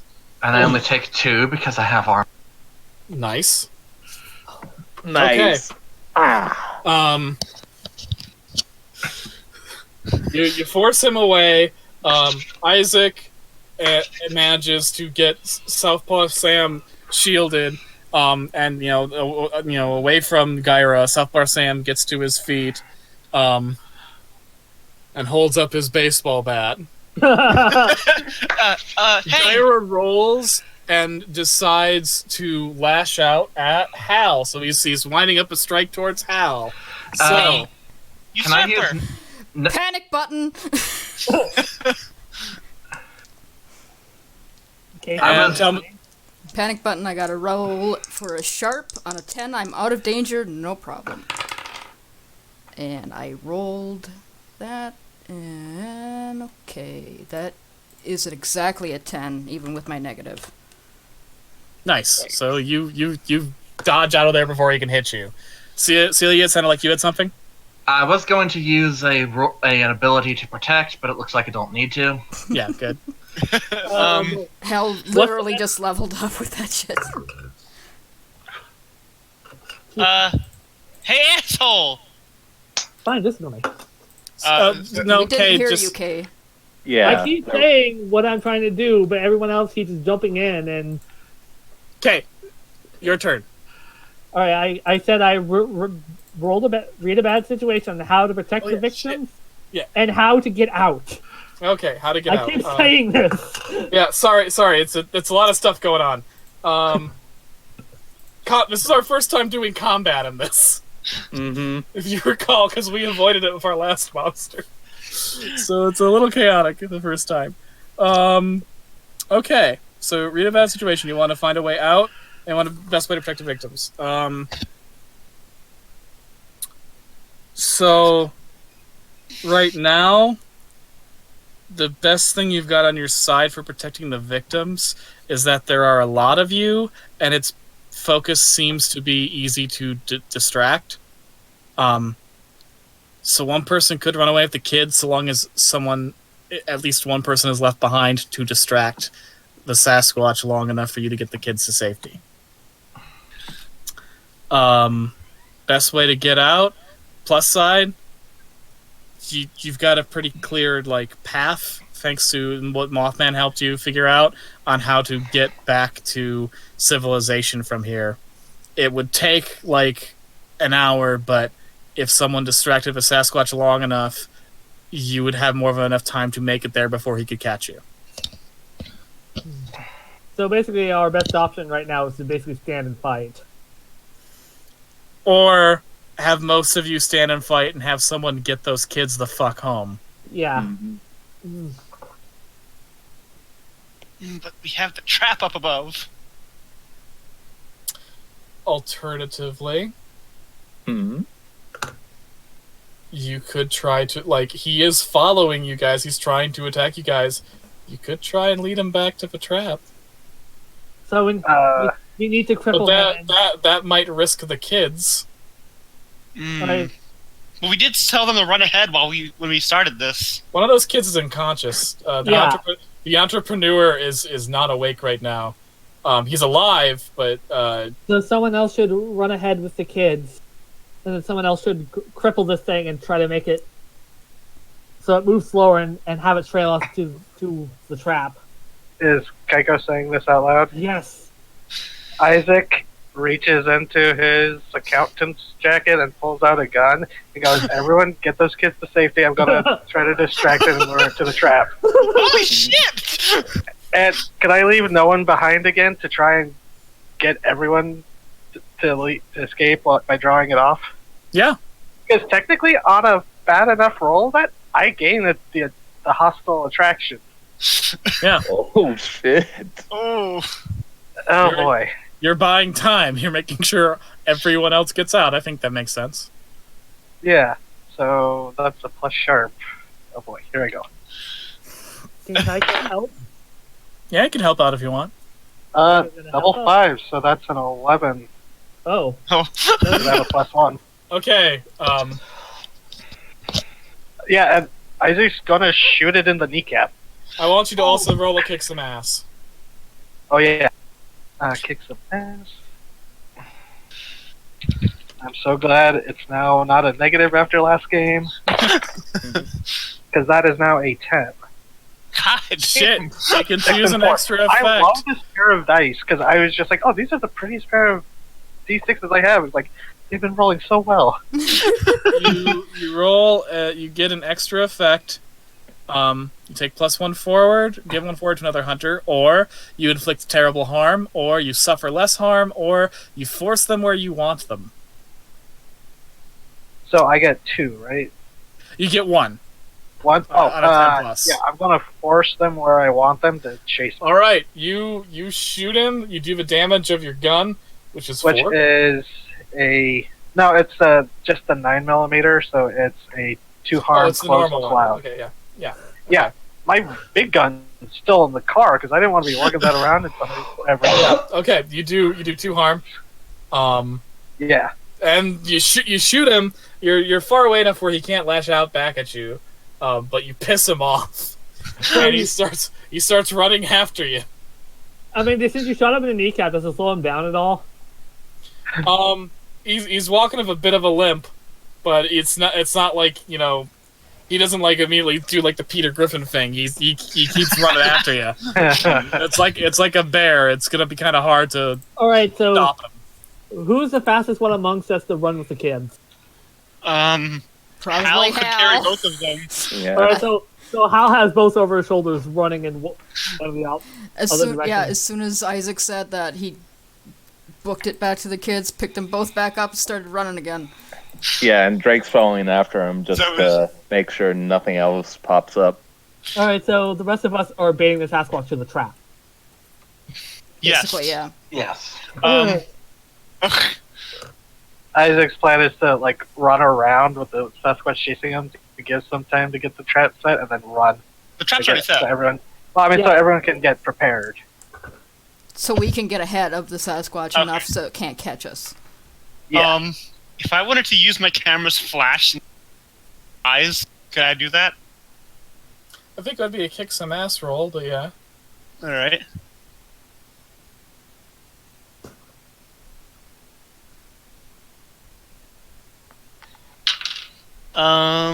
Ouch. What'd you get? 5. Okay, cool. You try to get close enough to flash the Sasquatch in the eyes, and he smacks you for 3 harm with one of his big arms. Now Celia is going to use Never Again to automatically protect someone. Nice. Meaning, but she cannot choose to suffer little. Okay. So what harm are you at, Celia? I only took 2 so far. So it's about to be 4. Is that how it is? Yeah. Mhm. What'd you roll? I don't roll. I automatically protect someone. Oh, yeah, then, yeah, you take the blow instead, so he hits you for 3, So and you you're got at armor 4. You 1, can only so you- take 2 more damage, then you're dying. Oh. But because of my class features, I don't actually suffer the effects of it until combat's over. Yay! Oh, damn. Celia, what are you doing? Yeah, Isaac's like, run! Just fucking run!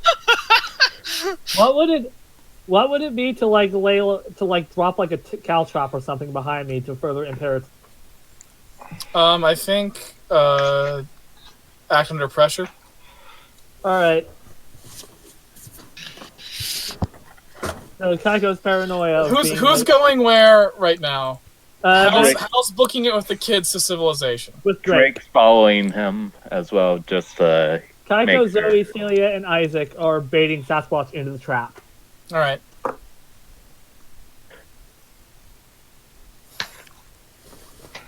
Okay. With softball Sam, I imagine. Yeah. Can I do Yeah, some Isaac was Southpaw, can I trying do to some draw Southpaw aggro. Sam stuff right now? Yeah. Yeah. Okay. Southpaw Sam, like the one Sasquatch is chasing after Isaac, who shot it, and it tried to smack Zoe but hit Celia instead. Southpaw Sam's gotten back on his feet, and while the other Sasquatch is distracted by chasing its prey, he barrels down after it, raises both of his fists in a fucking haymaker, and strikes it on the fucking head, dealing 3 harm. Ow! The Gyro Sasquatch, wheels on him and lashes back, dealing 3 harm to him. Oh! Sam, come this way! But Southpaw Sam, takes the blow and he staggers back, but lashes out again and punches Gyra in the face Does it have a for bat? an additional 3 ham. Yeah, but he's not using it as a bat. He's just kind of got it gripped in his fist like he doesn't know that you're supposed to hit someone with it. To be fair, his fists are really big and meaty, though. Yeah. He bashes the other Sasquatch, and the other Sasquatch is actually looking a bit ragged. Oh. Can Isaac shoot again? Yeah, you can. I think that's a significant distraction enough for you to take a shot. Kaiko is going to take Another her own clap. and shakily. That one is that's a 7? Okay, a 7 on Kick Some Ass. You inflict harm on whatever you're fighting. Okay, and he can't attack you back because you're using a ranged weapon, and he's not in range. Like, he doesn't have a ranged attack, so. Yeah, you do the harm of your weapon, so you do 2 harm. Yep. Yeah, you shoot him, and there's a big puff of blood and fur. Mm. Can I attack a second time? Yeah, if you want. Oh no! Okay. Because I have taken a lot of damage, I now gain a +1 until the fight is over. And kick some ass is a +4, so that's an 11 to just bull rush him with the knife again. Damn. That's Isaac's another having 2 an harm. anxiety attack. 11, watching this. 11, you get to one of the 4 effects. Which do you want to take? What were they again? You gain an advantage, take 1 forward, or give it to another hunter. You inflict terrible harm. You suffer less harm. You force them where you want them. Inflict terrible harm. Cool, he's dead. Yeah, you stab him fucking hard in the back and like cut down his spine, and that's sort of like enough to finally just send his body into shock, and the Gyro Sasquatch falls over dead. Holy hell! God damn. Yeah, I haven't gotten to use many of the. Been doing much combat, but she's kind of a monster. Yeah, fucking powerhouse. But still looking pretty beat up now, right? Oh, Celia. Yeah, everyone's. I mean, I don't think anyone's like in great shape at the moment. Yeah. Tycho Hal hasn't taken a didn't get single hit. So Really, Tycho. Sam puts down the bat very gingerly, and then goes over to the other Sasquatch and sort of turns it around and sort of looks into its dead, vacant face, and does that thing humans do where he closes the eyes. Aww. Aw. He kind of cradles the other Sasquatch. You knew him? He shakes his head no. Oh. He was like you. Yeah, there's no other Sasquatches out here. So he puts her hand on his shoulder. You're going to do you bury them? Or Southpaw Sam sort of like struggles to lift up the weight of the larger Sasquatch, sort of slumps it over its shoulder, and begins walking back to his den. Are the rest of you guys okay? Are you okay? You took Yeah, that right in the face! Yeah, Celia looks fucking bad. Isaac holsters his gun and like rushes over. It's like, okay, sit down, you're hurt, and does the first aid. Yeah, I think I'm going to lie down now. And Celia half sits, half collapses. Oh. Oh. We didn't even get to use the traps. Or the cat. Or the cats. Cats are just sitting back there going, "Arr." Also, Pogo's get like, where are they? Yeah, we set all that up. We didn't even end up eating it. We Meanwhile, just beat Hal it to and death at Drake the. are fucking running through the woods. By the way, can Drake, when the service gets Tycho's better, gonna make attack a... Hal. Hey, sorry, I'm trying What was to... that? Kaiko attacks Hal because imagine Hal has a specific ringtone for Kaiko. And Drake? Hal has 2 kids under his arms. What Drake gonna do? Drake, when they got in an area with better cell service, he was going to call the police, be like, "Hey, we have some missing kids." We found missing kids. Yeah, listen, I kind of had to rush that out, so yeah. All right. What are those of you by the Sasquatches gonna do? Imagine. Isaac's patching up Celia. Yeah, I rolled 2 6s for that. That's a Damn. +2 cool. Nice. Celia spits out a tooth. Also, Kaiko's gonna try. I imagine like the phone immediately blurs when a Sasquatch is, so Yeah. at no point even trying to take a picture of it. Yeah. Wait, even the dead one? Even the dead one, I imagine. Do you want to try looking at it in your camera just to see? Yes. All right. You point your camera at the dead Sasquatch before Boss Sam scoops it up. And when you point your camera there, it just shows bare ground. Oh. That's creepy. So Boss Sam takes the Sasquatch away. The rest of you fired a gun off in the woods several times and are beat to shit. What do you do? We should go tell the Alto Pogo she can go now, I think. Can one of you carry me? Isaac, I think you're the strongest one here. Yeah, Isaac will help.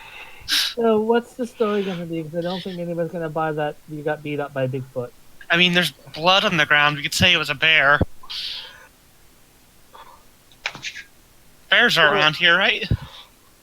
Or since that there is a missing family, and looks like blunt. It looks like Celia literally got beat up like by fists, right? Mm-hmm. There was some sort of person in the woods. Not technically lying. Yeah, and they think it was a serial killer anyway.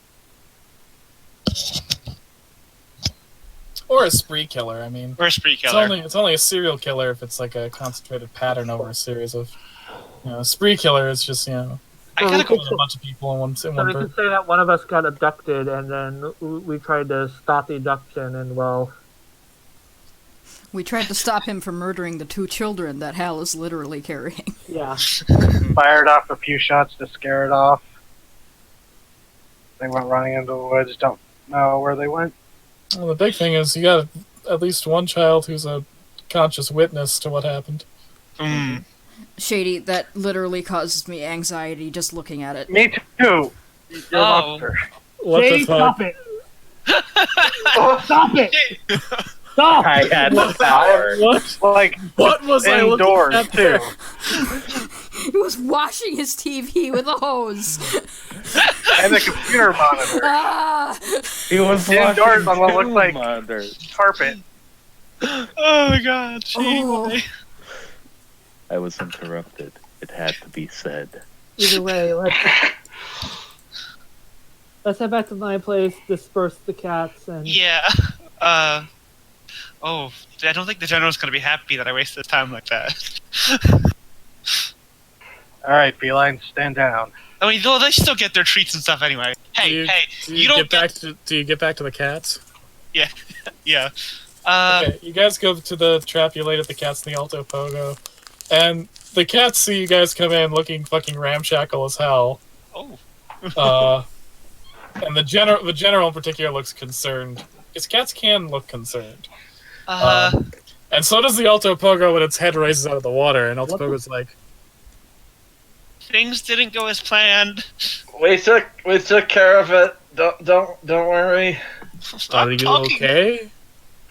It said... I felt It said, better. knowing Celia the would have answer. killed to harm.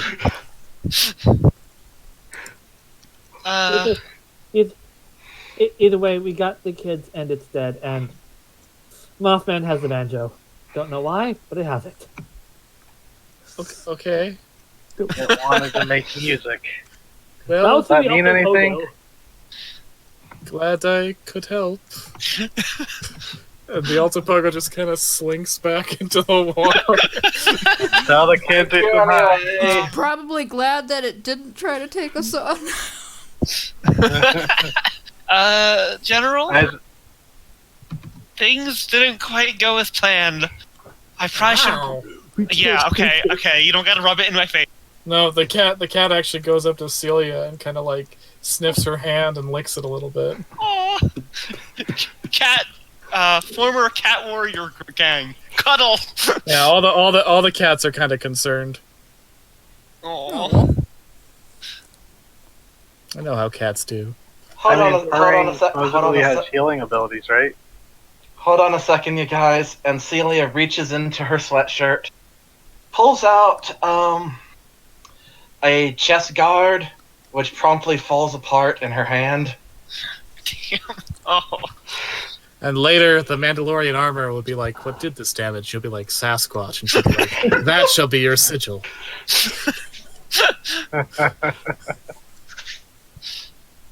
That's a Mandalorian reference for those of you who are sad nerds like me. I've been marathoning it the last few days, so I know. Yeah, I'm gonna marathon it a couple times too, as long as I have that fucking Disney Plus trial.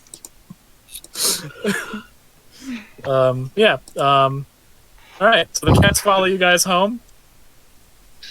Oh. Was anyone else beaten up or injured?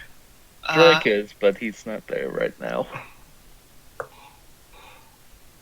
Yeah, we're still dealing with the children and the police coming to get them. It's a very good thing I got that safety first trait, because otherwise I would be dying. Drake and Hal, where are you guys? Where were you heading? I'm guessing towards like the cops. To Hal's house then. So Hal's house? Yep. Yeah. You guys get to Hal's house, and by that point, like, by the time you get there, there are a couple of cop cars just parking in Hal's driveway. And, out pop, who was on the case? Deputy Marley and Officer Yanni. They both sort of, get out of the car, and they see you, and they're like, oh my god. And Laurel, immediately rushes and, takes the kids off Hal's hands. She's like, "Are you Robbie Wilkins?" And kid's like, "Yeah." Oh my god! And this is. He's like, "Yeah." She's like, "Oh well, that's a lot of mind. What happened?" And Robbie's like, and then he covers his mouth and he's like,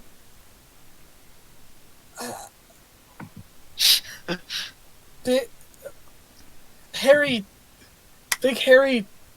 I don't know. Well, okay, you're in shock. We'll get you to. We're gonna take you. Do you ever want to see a police station? Okay. The kids don't We're gonna show patronize you a me. police station. The kids don't patronize me. He's not. He's not cognizant enough to be sass right now. Make And sure as Laurel comforts the kid and takes him to the car, Jake watches him and looks at Hal and then at Drake and is like, Drake, what is going on? I cannot recall a time when you seemed this enthusiastic about your civic duty. let's just say I had some motivation. Some very wonderful motivation from our good friend Charlie Walker. What? Uli Prowler, I think. Mm-hmm. He did that on purpose. Jesus Christ, Drake. First time spite has saved kids. Damn fucking straight. Weaponized fight, officer. So here, he unpops the trunk of his police officer vehicle. He reaches into it, and he pulls out a box of Eggo waffles. Uplo. I got this as like Uplo waffles. I got this as a gift. I know you like it. You're eating them all the time, so figured this was for rescuing the kid this morning. Didn't think I'd be giving it to you when you rescued 2 more kids this afternoon. We just got the call on this other kid. Mm-hmm. Oh, poor Drake. He must look so pained right now. Oh, he is just like very pained smile. Like, I also love how Drake got hit in the face by the Bigfoot and the officer just hasn't noticed. I mean, he has, but he's like, so, and he's his eyes flit to Hal again, and he's like, Who's So, probably you covered two- in blood. what exactly happened? Because the kid's catatonic. There was a giant, really hairy man. Looked like he was gonna rip the kids apart, so I hit him with an axe, and then I ran away.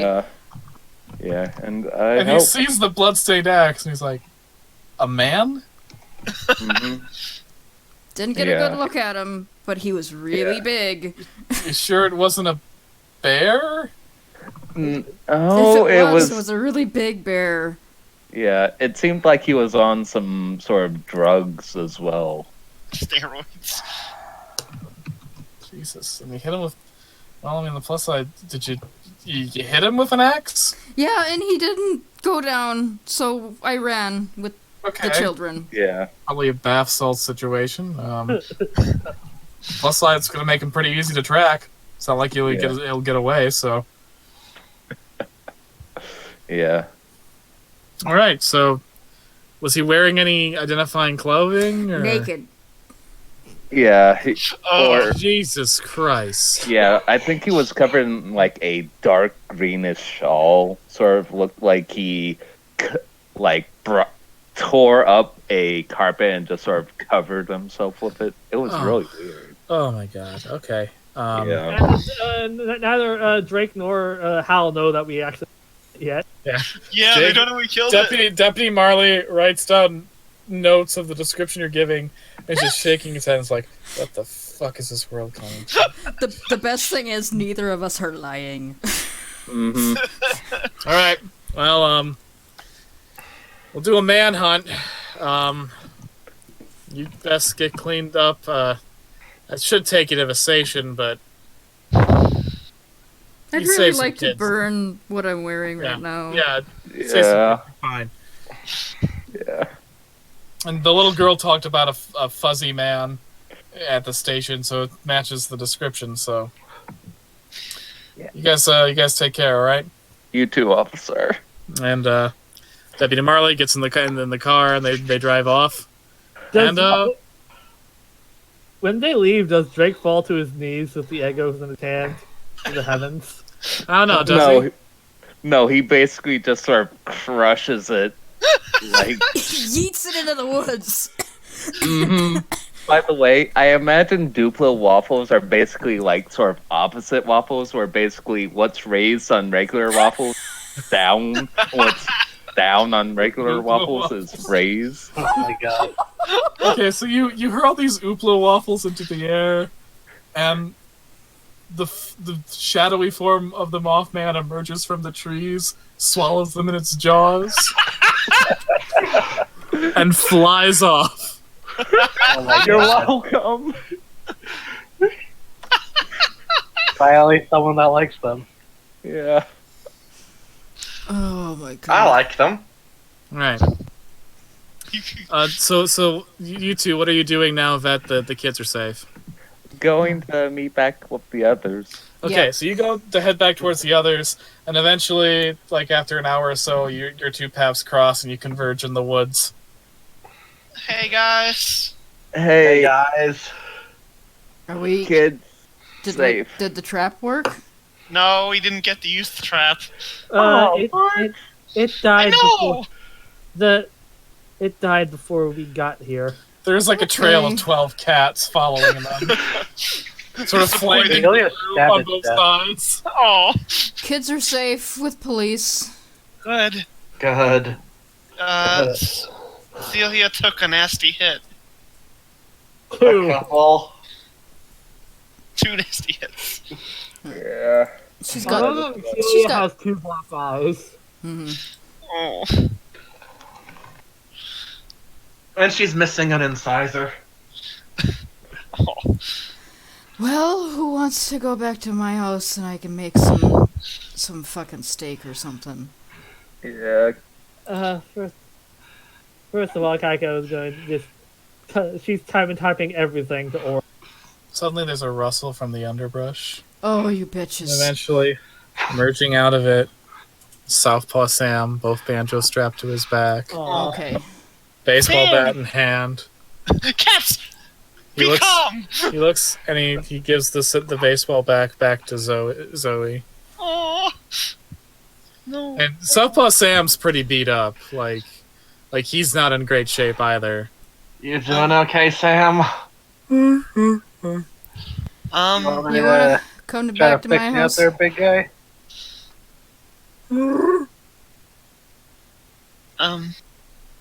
Cat, General. The cat looks at Southpaw Sam. Southpaw Sam bristles for a moment, but the cat just licks its paws. Also, no. it should be noticed that this is nearby Kaiko's house. All the camera traps Kaiko has around traps in the woods are all going off. Yeah. It'd all be fuzzy though. Hey, it's gonna cover her ass at work. That's true.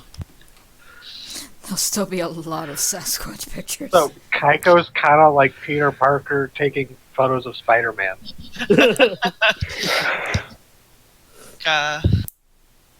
Do you want to come to our house? Which also means she also got Alto Pogo pictures too. More. Gonna have a picnic. You ever had a picnic before, Sam? Well, you're gonna have a picnic now.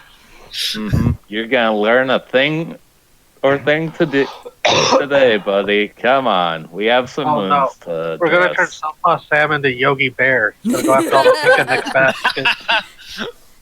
Okay. So you all go back to Hal's ranch, Yep. and you have a nice. Yeah. I was just gonna say Isaac would have tried to like treat Drake's injury, and if Southpaw Sam let him help him too. Yeah, he does. Oh, Southpaw Sam has a bandage. Aww. One of his arms is in a sling. Aww. Probably have to use one of Hell's bed sheets. I don't think Hal's got a mind. So you guys all have a little outdoor picnic? Yep. Okay, it's pretty late in the afternoon, so you're gonna have like a fire pit or something. Yeah, it's basically a bonfire. Yeah. You have a nice bonfire, and you sit there, and Southpaw Sam is sitting there eating with you, and it's weird but sweet. And we are surrounded by cats. Like the cats are all enjoying the good shit. Yeah. And as the night goes on, a shape flutters down into the trees, and you see one of the luminous pink eyes of the Mothman as it watches you from the tree. You want some? Saved No. you some. Thank you. But Drake already gave me waffles. Yeah. Wait, why'd you give him waffles? I don't know. Just felt like the thing. Because I believe in fair transactions. I will give you a gift in return. Oh. And the Mothman unsheaves his wings to reveal that he is holding the banjo between his feet. Oh. And strumming with his left foot, he begins playing a tune. It's got a very fast tempo. It's very catchy, very jangly, and a little bit ominous as he's playing it. And as he plays it, you hear a sort of rumbling sound of thunder, and the once clear night sky begins to fill with clouds. Oh, what? And the Mothman plays the tune, and the clouds sort of crackle with thunder. There's no rain, but there's thunder, and you see pink lightning dancing across the clouds. Oh shit. Interesting. Isaac takes a long pretty. drink of his beer. The fabric was already loose and worn, and now the tears appear. I hope you've enjoyed this song, for it's going to play for a very long time. What did we? And then the Mothman tenderly places the banjo down on the floor before flying away, a wide grin on its face, Oh no. while Southpaw Sam reaches out, picks up the banjo, and adds it to his collection. Aw, I wanted the banjo. I wanted that banjo. I could play that thing well. Oh my god. There's just some mild And disappointment unless you on- guys have any other business you want to finish up, that's where I... Kaiko is filling the report out and all the new pictures she has to Oren. Mhm. Explaining why she needed the appropriate replica. But before the Mothman appears, which I would say is about 9 p.m., you finally get a text back from Oren, And the text simply says, "Good work. We'll catch up tomorrow." Alright. I guess Isaac, after the little celebration, would go report to Dr. Wen. Mm-hmm. All right. Bring him back the big gun. You didn't use. Because his cousin fucking hit it with an axe. Not a single shot fired. What happened to the beast? And then he fucking just fucking haymakered it to death. Well, I saved the company some money on, the expensive rounds. So, well, I did it. My cousin decided to be a hero and hit it with an axe, and that just caused everyone to kind of pile on it. Like, they had this whole plan concocted. We contacted the Elephant Pogo. You probably won't believe this, but we recruited a battalion of cats. I really wish I had been there to see that. Looking at you, part like you're fucking crazy, and part absolutely fascinated. And Isaac's just like, I know this sounds ridiculous, but we managed to, with the help of the other Sasquatch, take it down. I'm just interested. In this business, it's sometimes very hard not to think that there might be higher reasons for why things are happening. You arrive here, and not only do we get some exceptional results in our supernatural research, but you should see. And he brings up a digital map of Melody, and it's a digital version of the ley line maps that he's had out before, and it's showing various energy readings in the town, and they're all pulsing right now. Isaac pulls his device out wherein he had secretly taken a picture of the Kaiko map. Or was it Kaiko, right? Yeah. And it goes, oh, that's fascinating, because they line up, don't they? Yes. And the ley lines of Melody are now pulsing with energy. We haven't seen anything like this before. The rumor is that there hasn't been anything like this since the Tunguska event. Oh, that was very bad. Yes, but the supernatural phenomena this town is going to experience is just going to spike. It was already increasing, but now we're going to get something dramatic. Now, in the research, one of them, it was Hal who found out about the connect with the oops, right? With the connection with the sound. Yeah. Right. In our research, one of my associates, my cousin, may have found a possible thread on that. Sound. There was something about sound being used to alter things, and everything in this town is named after. Goes back to sound. Sam. A very enigmatic expression crosses Wen's face. He's clearly has some reaction to what you've said, but he's also very clearly trying to hide what that reaction is. He says, don't worry too much about the why of what's going on. We need to just figure out the what's at the moment. At the moment, this is just a good thing. More supernatural phenomena, more overt phenomena means more that we can study. As our field agent, this is going to be a very exciting time for you. I think we have to get you some better equipment. I would not be opposed. And speaking of samples, I did manage to get this. And Isaac pulls out another baggie full of Sasquatch fur and some blood. But it's not Southpaw Sam's. He threw all the medical stuff from that away, and he only picked up the aggressive Sasquatch stuff from the death scene. Aww. Yeah, he takes his. Aww. What happened to the full carcass? It was taken by the other Sasquatch. It seemed mournful. It's lonely. Best not to disturb the wildlife. Yeah, I wasn't about to. It helped pummel that thing to death. Yes. Gratitude, excellent. Well, good work today, Isaac. I think we're going to have some fantastic things to do in the future.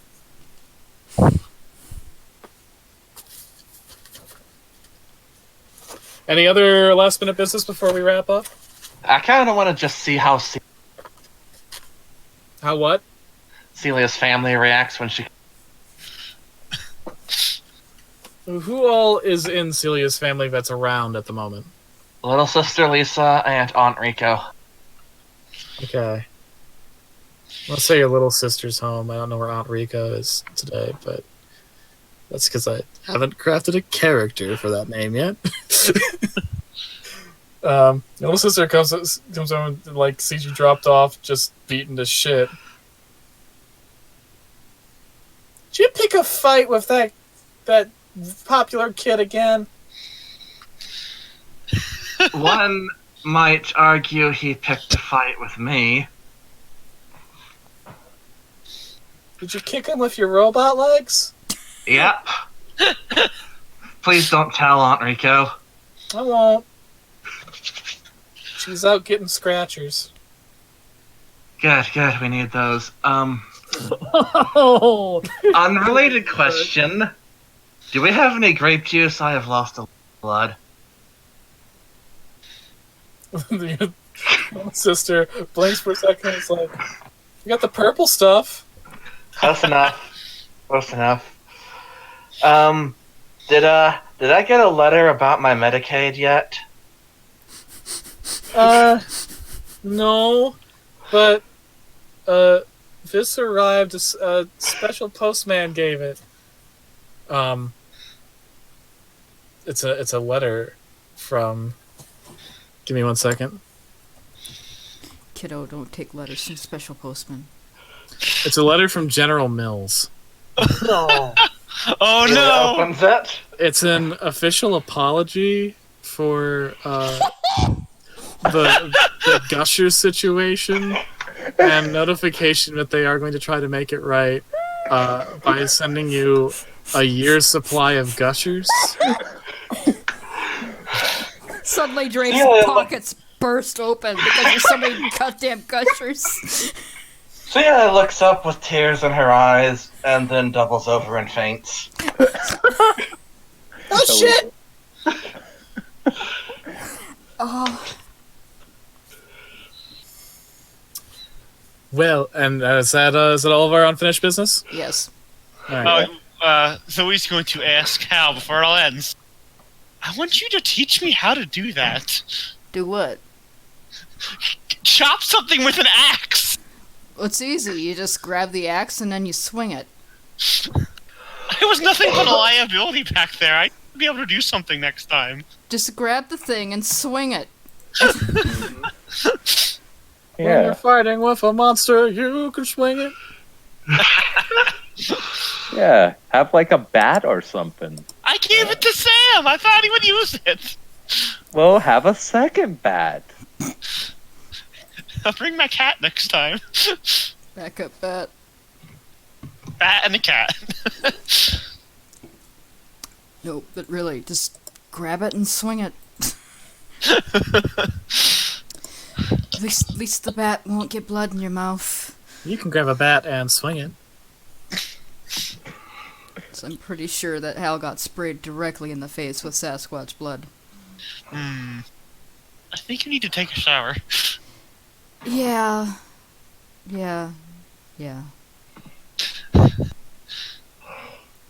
Alright. And you all go your separate ways and sleep as storm clouds with oddly pinkish lightning continue to fill the sky. Oh my man. Well, that certainly was a harrowing one, but it's nice that our heroes won out in the end. Of course, the current sky points that their adventure very much is not over yet. What strange threat will menace them the next time on the Offbeat Melody? Wait, I get it current because there's lightning. Okay, I finally got the lens cap off and we're ready to roll. Jesus H. Christ. This is a show running B movies, not a B movie itself. Listen, You know what? I'm taking my smoke break. All right. Anyway, this is Offbeat Melody. Have a good night. You don't get to sign off. You were going out for your smoke break.